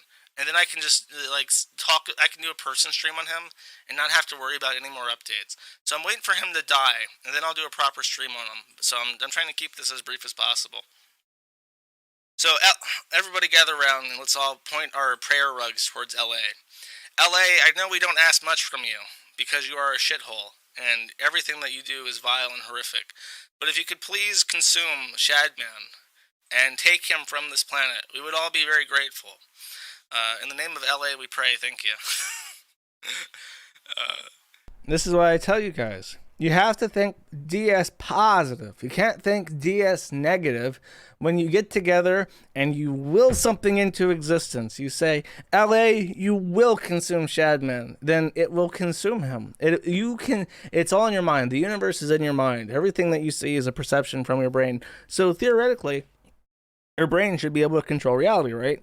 And if you send the energy out there and you just invoke it, the chances of it happening go up significantly. You can't break the laws of the universe, but you can have a butterfly effect. And I really think that just thinking something, wanting something, knowing that it's going to happen, can invoke it to happen, chat. So, congratulations, you all did it. Everyone who participated with me in that stream. Isn't he on heroin? Yeah, dude, he's like a black tar heroin junkie and shit, and he gets arrested for assault with a deadly weapon. I don't know the details. And I tried to get a mugshot for him, and good fucking luck trying to get a mugshot from LA. Their websites are the most busted ass shit I've ever dealt with. Truly horrific. To the point where I would go to certain, like the LA Sheriff website, and I would click on shit trying to find the mugshot page, and I would just get Apache errors, 404, not found. Like, this is the largest city in the United States. This is the most populous city in the country, and nothing works. No mugshot directory. I sent an email to an address. They had listed, contact this email address if you are inquiring about people held in custody. I get an error from their inbox system saying that mailbox isn't configured correctly. It's like, what the fuck are you guys doing? How does your justice system not know how to set up a goddamn email address for me to send an email to? I found a form and I submitted it, and God knows how that works. It's just unbelievably busted. There was one part of the page where you had to sign in to get case information, and the registration button doesn't work. I tried it on 3 different computers. I tried it on my phone, I tried it on my laptop, I tried it on my desktop. I tried it on 2 different browsers too. Just doesn't fucking work. The registration button flat out does not fucking work on this thing. So I couldn't register. I had to ask someone who already had an lacourt.gov website account to get this case information for me. It cost them $1 to do it, which they billed in my name for some reason. And then there was still no mugshot. So I sent an email to the sheriff. I'm like, can I get a picture of this guy? And who knows? Who knows, chat? Maybe LA can do it, but I doubt it. They listed him as white, yeah, for dead ass. He's half black. He's from Switzerland. He's half black. And they see his mud ass. And I guess the sheriff is like a 56% or 2, and is like, hey, that's it. I'm also Blanca. Hey. And then he's just like, hey. And they mark each other white, and they give each other little thumbs up, and everyone's happy. But, so this is the charge. I'll show my tweet again. This is the charge. Arrested October 26th, and I think he was arrested again. No, this is like a week, 2 weeks ago. And just nobody found out about it until just now. He was arrested. His court date is on the 15th. He was, I don't know what sent date means. Sentenced? There's no way he's sentenced already, unless he pled out or something. But yeah, he's booked. And on the bottom of it, when you go into the actual case, it will cite the statute he was charged with, and he was charged with a assault with a deadly weapon. We looked it up, and that is, I can't remember how much the monetary fine was, but it's also jail for a year or prison for 2, 3, or 4 years. So depending on how severe it was, if they add extra charges, if he takes a plea deal or whatever, yeah, he could go to prison. He could go to California, Los Angeles prison for 4 years. What a fucking nightmare. An absolute nightmare. And I don't want to suggest people doing anything, but I have a feeling based on people's sentiments towards him, that there may be an attempt by specific individuals not named, who I don't know, to send letters to other people at that prison with some stories that they may or may not take a liking to, which could result in certain actions against Shadman. So really not a place that guy really wants to be. Probably the exact opposite of a place he wants to be.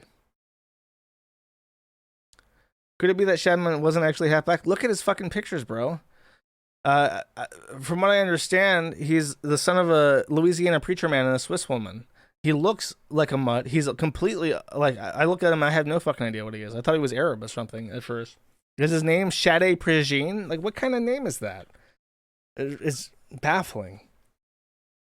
But this tweet, by the way, I guess I'm the one that broke the news to Twitter. It was some complete random. He registered to the site just to post this information from Unicourt. But this has like 7,000 likes, 17,000 likes, 7,000 retweets, which is like crazy. Someone even complained. Says, Josh, this isn't your personal account. This is for the Kiwi Farms. I only want updates about the Kiwi Farms. Well, you know what, motherfucker? Whoever said that, I forgot. This 6,000 retweets. These people, 17,000 people said, I like this tweet. And then another 6,000 were like, you know what? I like this tweet so much. I bet you my followers would want to see this tweet.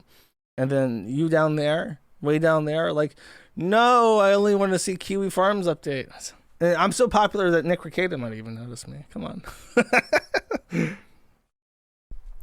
Oh no, the mutts are out. The mutts are out and writing gay prison rape fanfic in chat. Help. Help me, chat. Flood out the gay prison rape. It's Mutt's Law. We've broken Mutt's Law. Hold up. Though I don't know. I consider this like Mutt's Law subsection B. Mutt's Law in its pure form is just this. Being, as an online discussion grows longer, the probability of an Amerimut mentioning black dicks or interracial sex approaches 1. Subsection B is, as any conversation about jail continues, the discussion of an Amerimut bringing up gay prison rape approaches 1. This is true. This is universally true, and it's unique to Americans. No other country, no other people in the entire world considers rape to be part of the justice system, except for Americans who lavish it. Like, oh, I can't wait for that boy to be buck broken. I want to hear him squeal like a pig. Suey, squeal like a pig, Shadman. Suey. And it's like, okay, this is haram. This isn't verboten. This is not allowed. We need to calm down and stop thinking about gay prison rape as a society. I want to live in a society that doesn't masturbate to gay interracial prison rape all the fucking time. It's disgusting, chat. I just mentioned it. It's the law. It's the law. It's Mutt's Law. Exactly. Oh, and before I forget, I want to archive this. I want to archive this in history. To celebrate the occasion, I have not only put crabbies as the logo. Nice little dancing crabs up there. But pow, confetti, chat. Every time you click on this thread, a nice little confetti all over the place. Everyone loves it. Everyone sees this confetti and is like, "Oh my god, I love this confetti." What a nice touch, Josh. I'm so glad you added this confetti for us to click around and look. What a day. What a day. I guess I should recap briefly on who Shadman is. In case you don't know, the reason I'm going to be accused of cancel culture. There's one person in particular who likes to accuse me of being a Karen for cancel culture. And it's like, Shadman has always frustrated me. Because for whatever reason, he is someone who's held up as like a paragon of free expression. And it's only because he draws pornography. If he did the shit he did, but he wasn't like a pornographer, he wouldn't get the pass that he does. As long as you make porn of something, for some reason it's a more highly protected form of speech than anything else. It's really bizarre. And then people continue to defend this guy. Like, okay, whatever your stance is on lolicon, I know people who are like in the porn business could not give less of a fuck. But he drew porn of kids. Like, not just like as a form of revenge. He drew pictures of Keemstar's stepdaughter. He drew pictures of Daphne Keene, who was the actress from Logan, and he specifically said in his chat when he did it, that he was not drawing Logan, but Daphne Keene, the actress. And it's like Daphne Keene could find those pictures. She could like Google herself and find pornography of her being raped by her coworker, Hugh Jackman.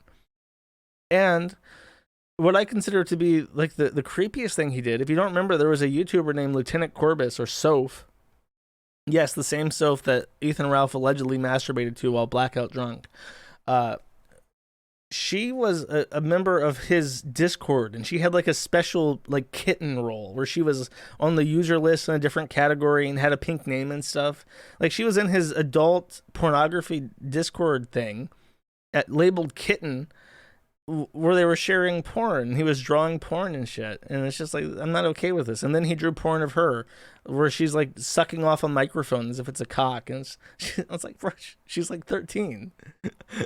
She's like 13 and she's ruined. She's gonna be like a fucking nutcase her entire life because she was groomed online and she was put online by her parents because I assume that her parents set her up because she had been doing weird shit online since she was like 9. And it's like, I'm guaranteeing you this is like a single mother or something who's like exploiting her daughter to make a quick buck using AdSense. And it's just bullshit. It disgusts me. And for years, exactly like with Jonathan Yaniv, I sat here with my arms crossed like a little Karen with my nice little Karen haircut going, actually, it's really a bad thing that Jonathan Yaniv is allowed to like intrude on women's faces and like get female empowerment feminists banned from Twitter for no reason. It's really bad that they should be doing that. And it was like, no. There's nothing wrong with Jessica Yana, perfectly valid and trans and all this shit. And then all that shit hits the international news about him abusing the fuck out of all these women who are running like salons and stuff. Like, the silence actually breaks on him for whatever reason. And then finally he loses all his power to censor shit online. And I've reiterated this several times, but Jonathan Yaniv was able to get my Twitter account banned, get verified blue checkmark feminist accounts banned from Twitter because he was friends with the co-founder of Twitter. He was able to get my stream about him banned from YouTube before it even went live because it had a photo of him as the thumbnail. It's like he had inordinate power, and then he got canceled only after enough people were complaining about him and knew about him. And then the same thing here. I'm sitting here looking at Shadman like, actually, it's really bad for him to be drawing pornography of children. It's really bad for him to have like the little girl marked to the kitten in his pornography Discord. Come on, guys. And I was like, oh, shut up, you fucking Karen. Shut up, you fucking. This is anti-free. What happened to Mr. Free Speech over here, saying we can't draw pornography of fucking kids? Come on now, Karen Moon, get over yourself. And I was like, okay, well, now he's a heroin addict and he's trying to kill people. I hope you're satisfied, you fucking retards.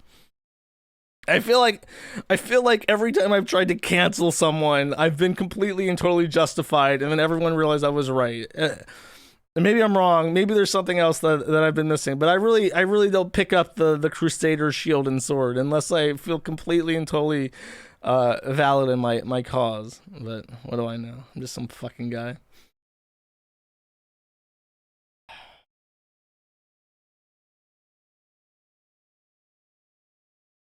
Let's see. Anything else? What do I got on my notes? Oh, of course. Chantal. I forgot. I have an entire thing about Chantal. Let me get a sip. This calls for a sip, chat. Everyone take a sip.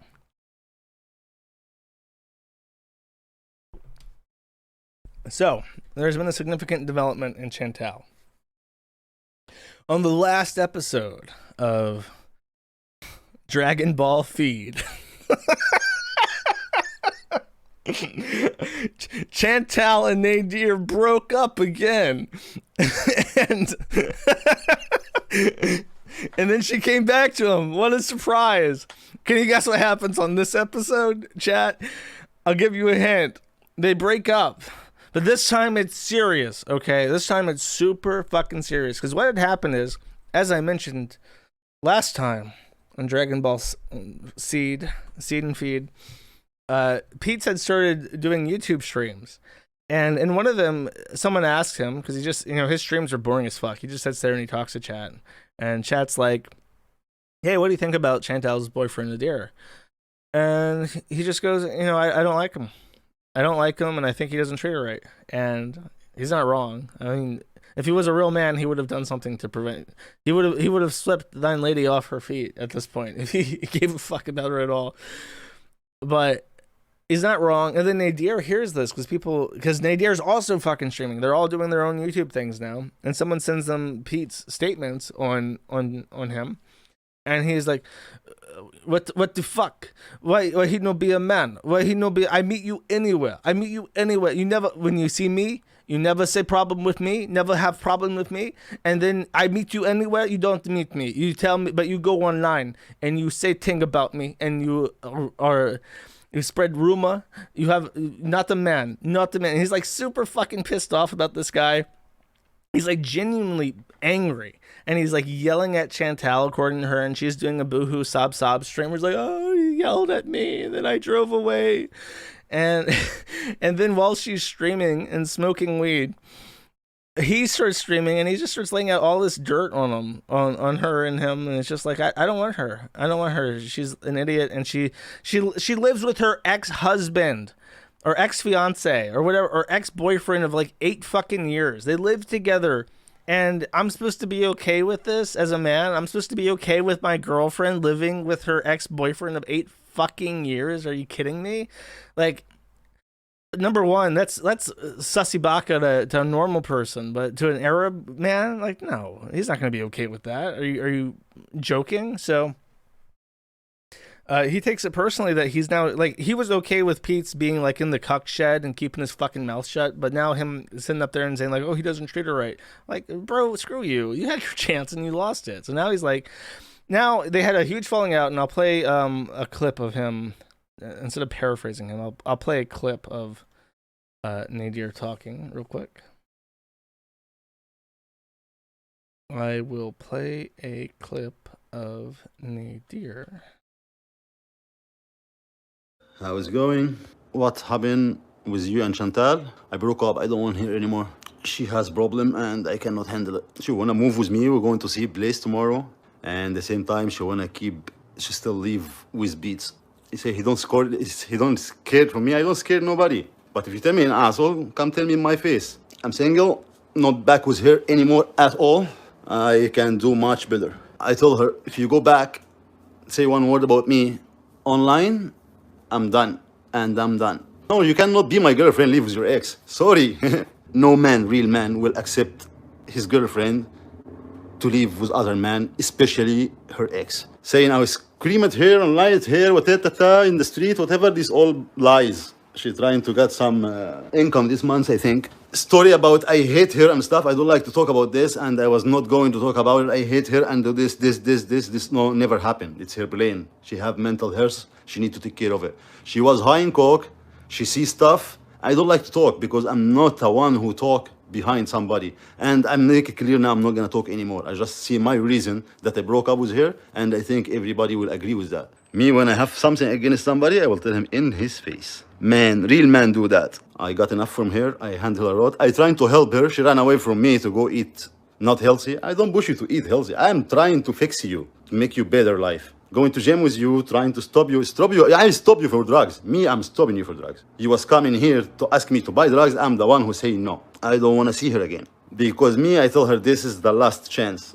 After she begging me to come back. Sorry to say it, first time I will say something. She's a bitch. You just text me now, you need your stuff.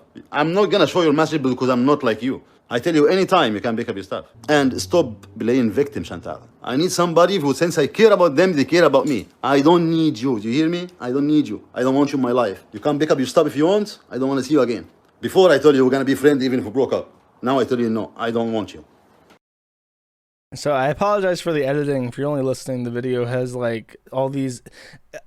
The Giphy is the worst thing ever made. The repository of like fucking reaction gifs of shit from pop culture is the worst thing that has ever been unleashed on the internet. Because now you have all these sassy women who add this garbage to everything they put out there. And I hate it. And I hate people who use Giphy. I hate people who bring that stuff over to my website. I just can't stand it. It's so bottom barrel. It's so midwit, low IQ. It's just garbage. But thankfully they didn't take the extra mile and add in like those sound effects where like every time he says something that's like, ooh, you got like the oh, and then it's like the black guy like falling down gif, and then he says something and it goes like boom. Because there are some videos where they edit this shit, and then every time someone says something, it goes boom, boom, like boom, like oh my god, I can't believe he said that, boom. I was like, ugh, awful. It's a millennial thing. It's like a Zoomer thing. What they do. It's like a black Zoomer thing. I asked a question in the chat poll. I said, how long do you think Nadir has been in Canada? 35% of 650 votes said 1 year or less. 33% said 2 to 5 years. 20% said 10% said 6 to 10 years, and 20% said 10 plus years. That man has lived in Canada for 11 years, and that's his English. I don't know. These people move, and then they move to ghettos, and they go to mosque, and they go to the same places, and they talk to each other, and they make friends with each other. Like, of course, they don't learn the language. Not that I should talk. Don't ever ask me to speak Russian or Serbian. God forbid. I know a couple words. I know how to I know how to say pajalosta. I know how to say Kitai. Ya lublu Kitai. I know how to say that. That's about it. I know how to say latte and borscht. I'm no better. Apparently his French is better. Really? Well, he's Egyptian. If you don't know this, actually, I think Egypt was held by the UK. It was either the UK or France. So it's conceivable that someone from like Syria would know French, but he's Egyptian. Huh. If he lived in Quebec most of the time, that would make sense. My bad, Holmes. Apparently, he's very multilingual. He speaks a bunch of different languages. I don't know what loaf is, bro. What is loaf? Do I like loaf? This is a very strange question. I feel compelled to answer it. Badly. Bochi. Moving to a country not knowing the language is a neighbor move. I barely speak English, bro. I'm fucked. There's no way. I don't know. I'm just screwed. I've been like I've told this before, but when I was in community college, I had to take Spanish 1 3 times before I basically just asked my teacher to pass me so I could get my degree, and she did. I don't know any Spanish. I know like El Presidente, por favor, taco, burrito. The same stuff that I know in Russian, I know in Spanish.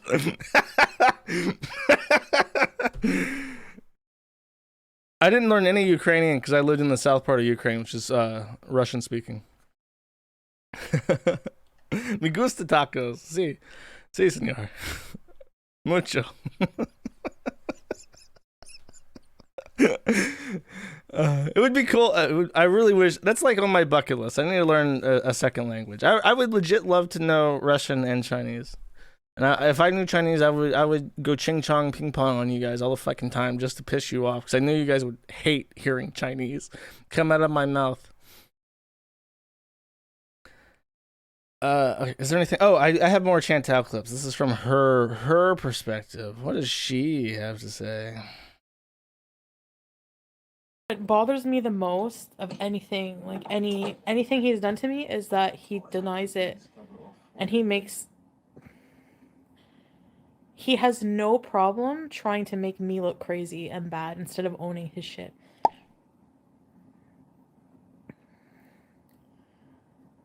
I used to do that, like, to save my ass. Before, like, but honestly, I feel like I really learned, like, wrong way, dude. Did you see me, guys? Oh my god. Fuck. You hear me? Yeah, she's laying there stoned, listening to him on live stream on her phone. If you're curious. I just don't want to deal with anything right now.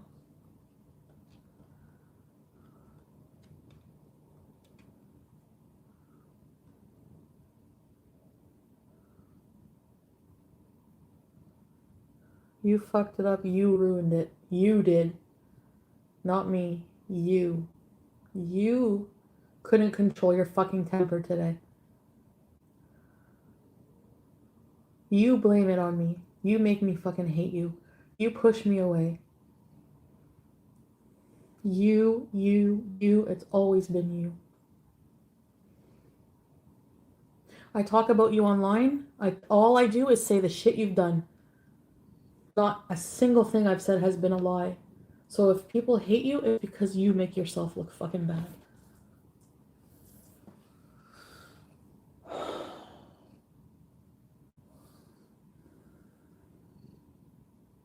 Go fuck someone else and give us another STD. I swear to God, I'm so fucking She mad never right now. moves the cat. If you're curious, she doesn't like to touch the cat, so he'll just sit there and you'll just get a view of his fuzzy ass the entire time. Okay, I'm done. Because I don't want to fucking run my mouth anymore. Because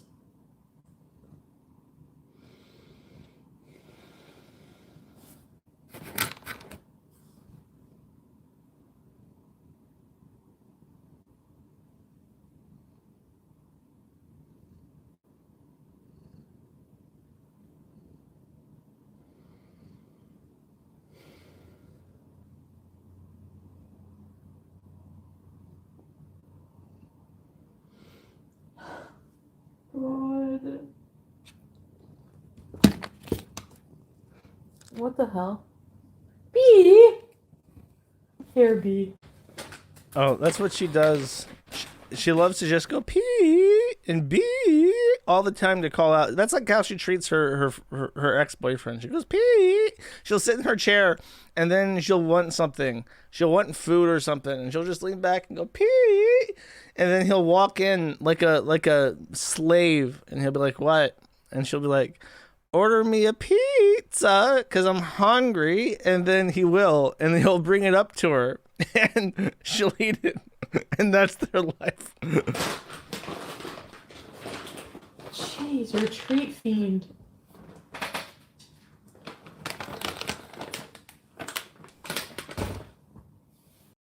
Oh, there was nothing more to that clip. Okay, whatever.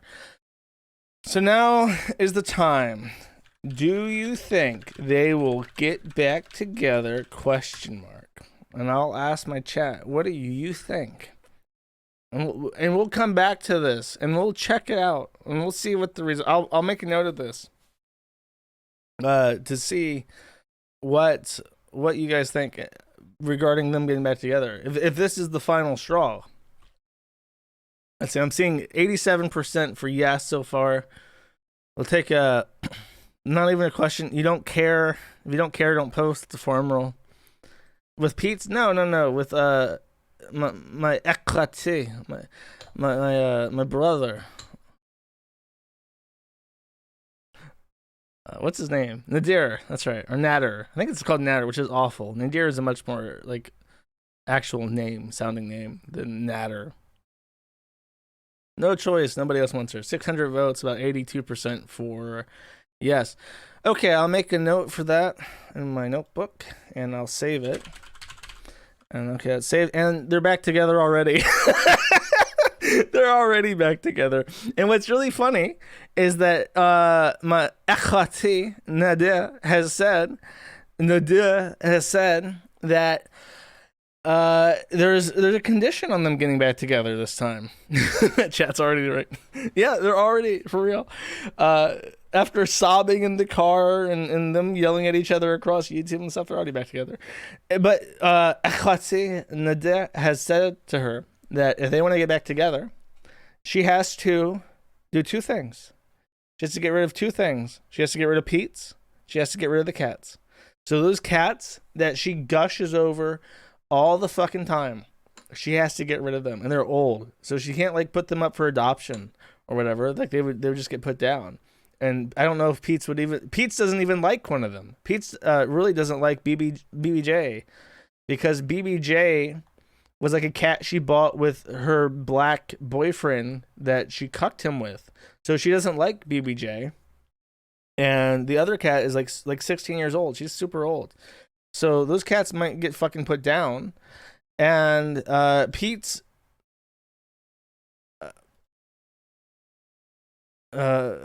might like have to take the cats, and he doesn't have a place to go. His mom's in a nursing home now, which is why he had to move out of home.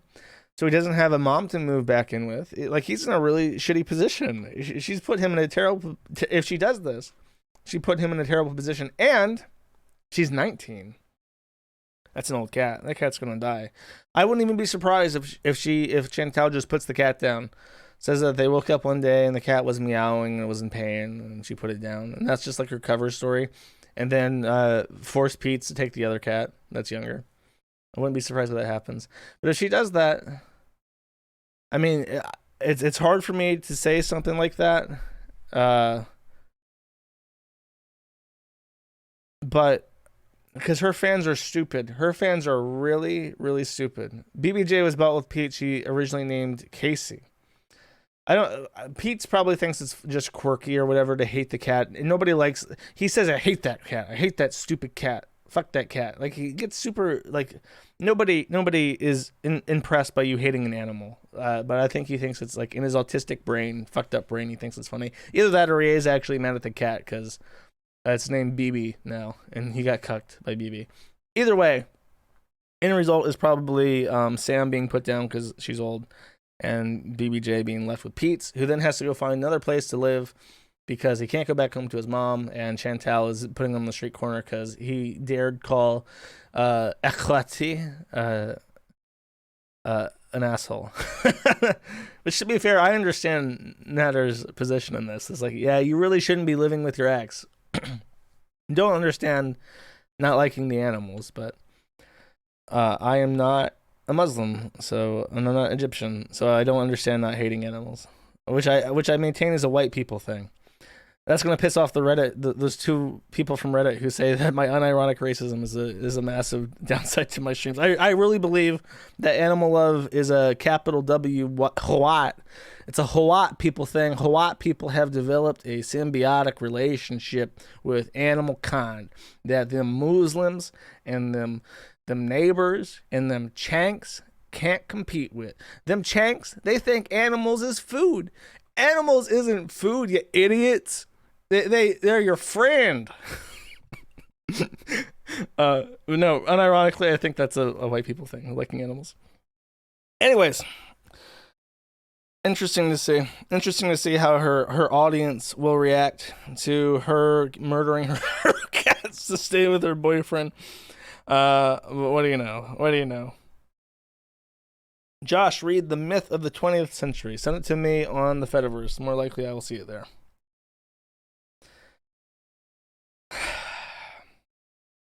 Anything else? Oh, shit. Okay, we're going into 3 hours because I forgot. I promised that I would read the user submitted stories. And then I have something else to say before the stream ends. So buckle in, get another sip, chat. We're going in deep tonight. It's a special night. Things have happened.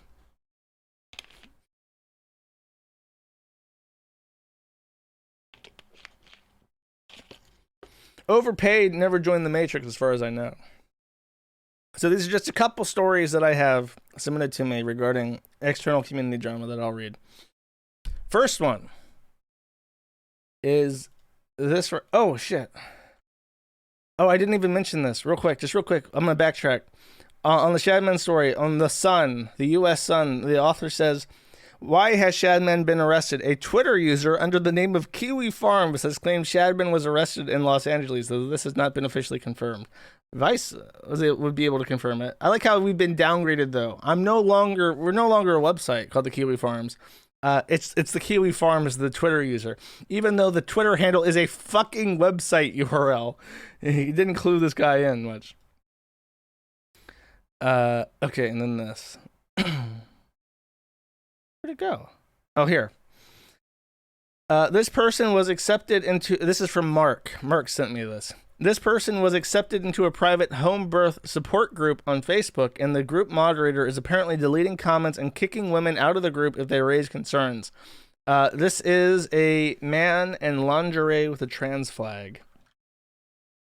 So his story was that in a lot of like women's groups like this on Facebook, this is happening. They take over moderator positions and then they force this shit on women who are like trying to talk about getting pregnant. Well, this man is just fat. This man ate a pizza. By the way, I'm gonna force this meme. The Unicode, whatever the fuck, the authority for Unicode has authorized the creation of these standard in the next edition of Unicode, and it is the pregnant man emoji. And I hereby dub this the I just ate pizza emoji. So starting on whenever this gets introduced to the Unicode system, we will celebrate Pizza Day with the I just ate pizza emoji. Pizza Day emoji. The Nikocado emoji. Yeah. So that's that. That's from Mark. Thank you, Mark. The rest are stories that I'll read. This is from Egg Segutor. I'm sure you remember. Oh, this I like harmful opinions too, so it feels kind of dirty to read this, but I find it an interesting story, so I am compelled to. I'm sure you remember harmful opinions. Autistic egg-shaped streamer Gigi, Candid, and so forth. He had a small but active streaming channel with a tight community. He was always a little on edge about Twitch rules and deleted a lot of stuff in fear of getting banned, since his streaming income is an important part of his family's budget. Bad mistake. Never tie your livelihood to Twitch. They will shit you. They will eat you and shit you out.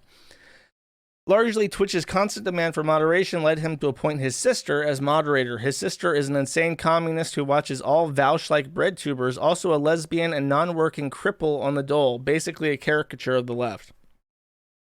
She immediately banned about 80% of his regulars and subs for 5+ years and keeps banning anyone who disagrees with her, disagrees with communist politics, or admits to having any of Harmful's old clips saved on his hard drive, which she defines as actively blackmailing Harmful, as well as being in any of Harmful's old discords. He, of course, defends her since she's family. The channel is now a dying police state, as is his new Discord, which only serves as a place for his sister to post about how much of a communist she is, and is banning anyone who disagrees. The community is dead. All that because of the vague threat of breaking Twitch's TOS. I think it shows how nicely how little it takes to kill a long-standing community. There were some retarded choices, and relying on Twitch is dumb to begin with. That's true. But as you know yourself, its competitors are also a nightmare to deal with, and you don't really have any choice if you're somewhat relying on income. Hannah says, Am I the asshole will outright ban you for using Karen as an insult. Thank you, Hannah. Top percent nerd. Josh, to keep things short, I am a Russian Bitcoin mining app.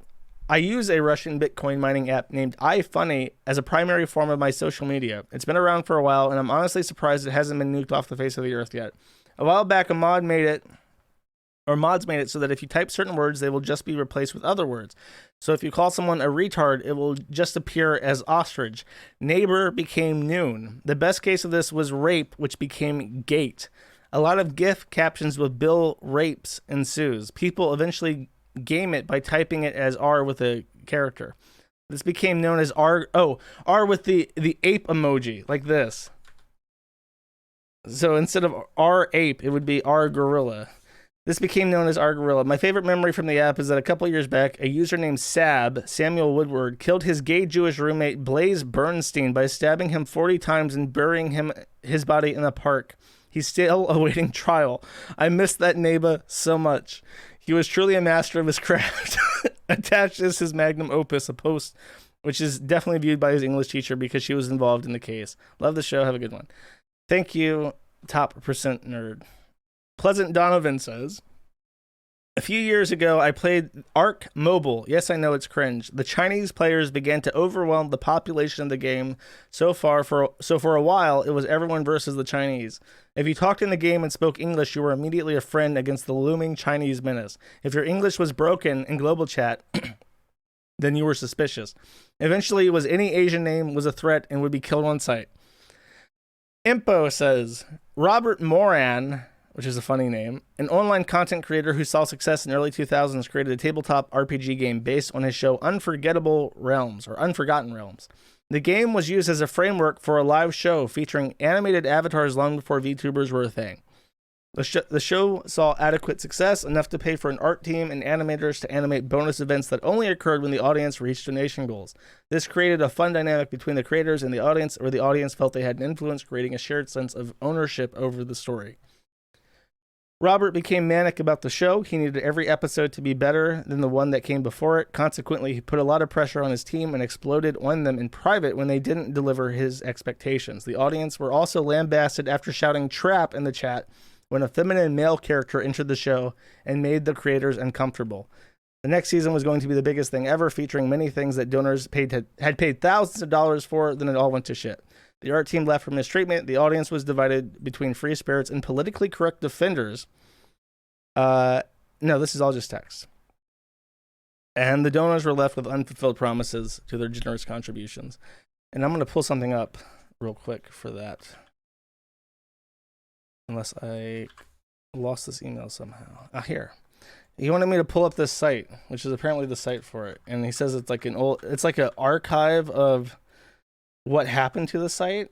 It's like this old tabletop thing, and it was last updated, I think December 3rd. Oh God, it doesn't give actual dates, so this could have been December 13th, 2006 or whatever.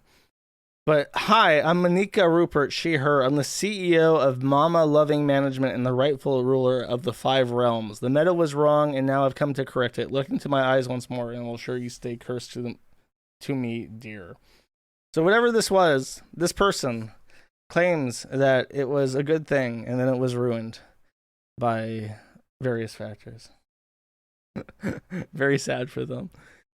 And Lord Carnage finally says, when working on a Space Station 13 mod, one of the developers somehow secretly this is my paraphrase of it. When working on a Space Station 13 mod, one of the developers somehow secretly added 200 megabytes of Vor Station fetish code into it. And from what I remember, nobody knew how it got there, and they didn't have Git or whatever, so they just like passed the files around. So they couldn't like figure out at what point someone added all this Vor fetish shit to their mod that they were working on. It just got added. Yeah, Vor Station code. It's a thing. It's people will play and they'll role play as like furries eating each other in Space Station 13. It's like its own fork of the community. It's got a lot of active players too. It's a significant portion of the Space Station 13 user base. Okay, that's it. 2.5 hours. I feel like that's sufficient. I do have one thing to say. Yeah, I'm being serious here. I have a song for someone who is no longer with us. It is not Lowtax. A user named Deadpool from the forum died a couple weeks ago, and I never got around to mentioning it because I didn't feel it was appropriate, really, for me to say anything about it. I didn't know them too well, and I don't really know how they died. But I was told by people from the forum that Deadpool was a big fan of mine. He liked the streams. He liked the forum. He was around since 2014, and he would have appreciated a bit of a eulogy. So I'd like to give a shout out to Deadpool, and I would like to make a promise as well. He was a big active poster in the Melinda Scott thread. He liked to argue with her. She hated him. She really hated him, and when the news broke out that he had died, she said some truly vile shit about him that I will not repeat, but she used it as indication, as proof that Yahweh is indeed on her side. So, should I acquire the rights to Melinda Scott's books, I promise that I will rededicate them to Deadpool, and after I have the ability to. So that'll be my little payback for her. Should have come to that if I can. If I have the opportunity to, that's my ambition at this point. So that said, everybody press F. Everyone's in pressing F. Sorry to see him go. He's been around for forever, and it's definitely a big chunk of the site that's going with him. And I didn't even know. I didn't even know that he apparently looked up to me a lot, which is very touching, and it sucks. But sometimes life do be like that, don't it, chat? All right. Last thing I want to say is I will be doing a person stream on Lowtax. I will be doing a person stream on Shadman, as I promised. Don't know when. Maybe around Christmas time I'll do one of them. We'll get it out of the way. But that's coming up. So I'll see you guys next Friday, and take it easy. Bye-bye. Another wake, another time, a premature goodbye. I watch you go and I seen you pass. I always knew that it wouldn't last. Together now we mourn the loss and remember all the fun. We'll drink the beer and we'll hang out where death took another son. So all for one and one for all. Do we ever wonder why? Though the reasons held his friends so dear was taken before his time. So may this run me on the corpse of a dead man, when I told the tales of a love you never shared.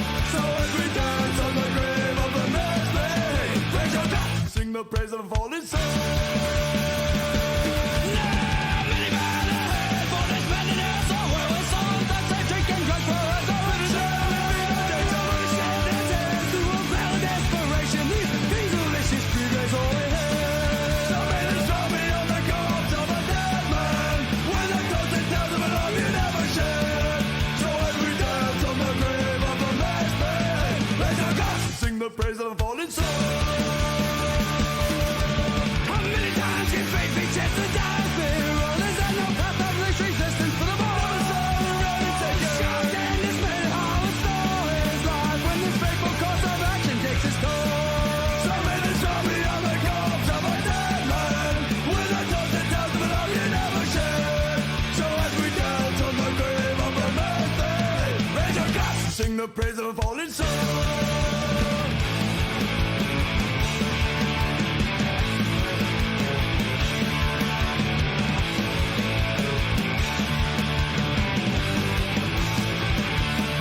So may this drop me on the corpse of a dead man, with the tossing tales of a love you never shared. So as we dance on the grave of a misfit, raise your glass, sing the praise of a fallen soul.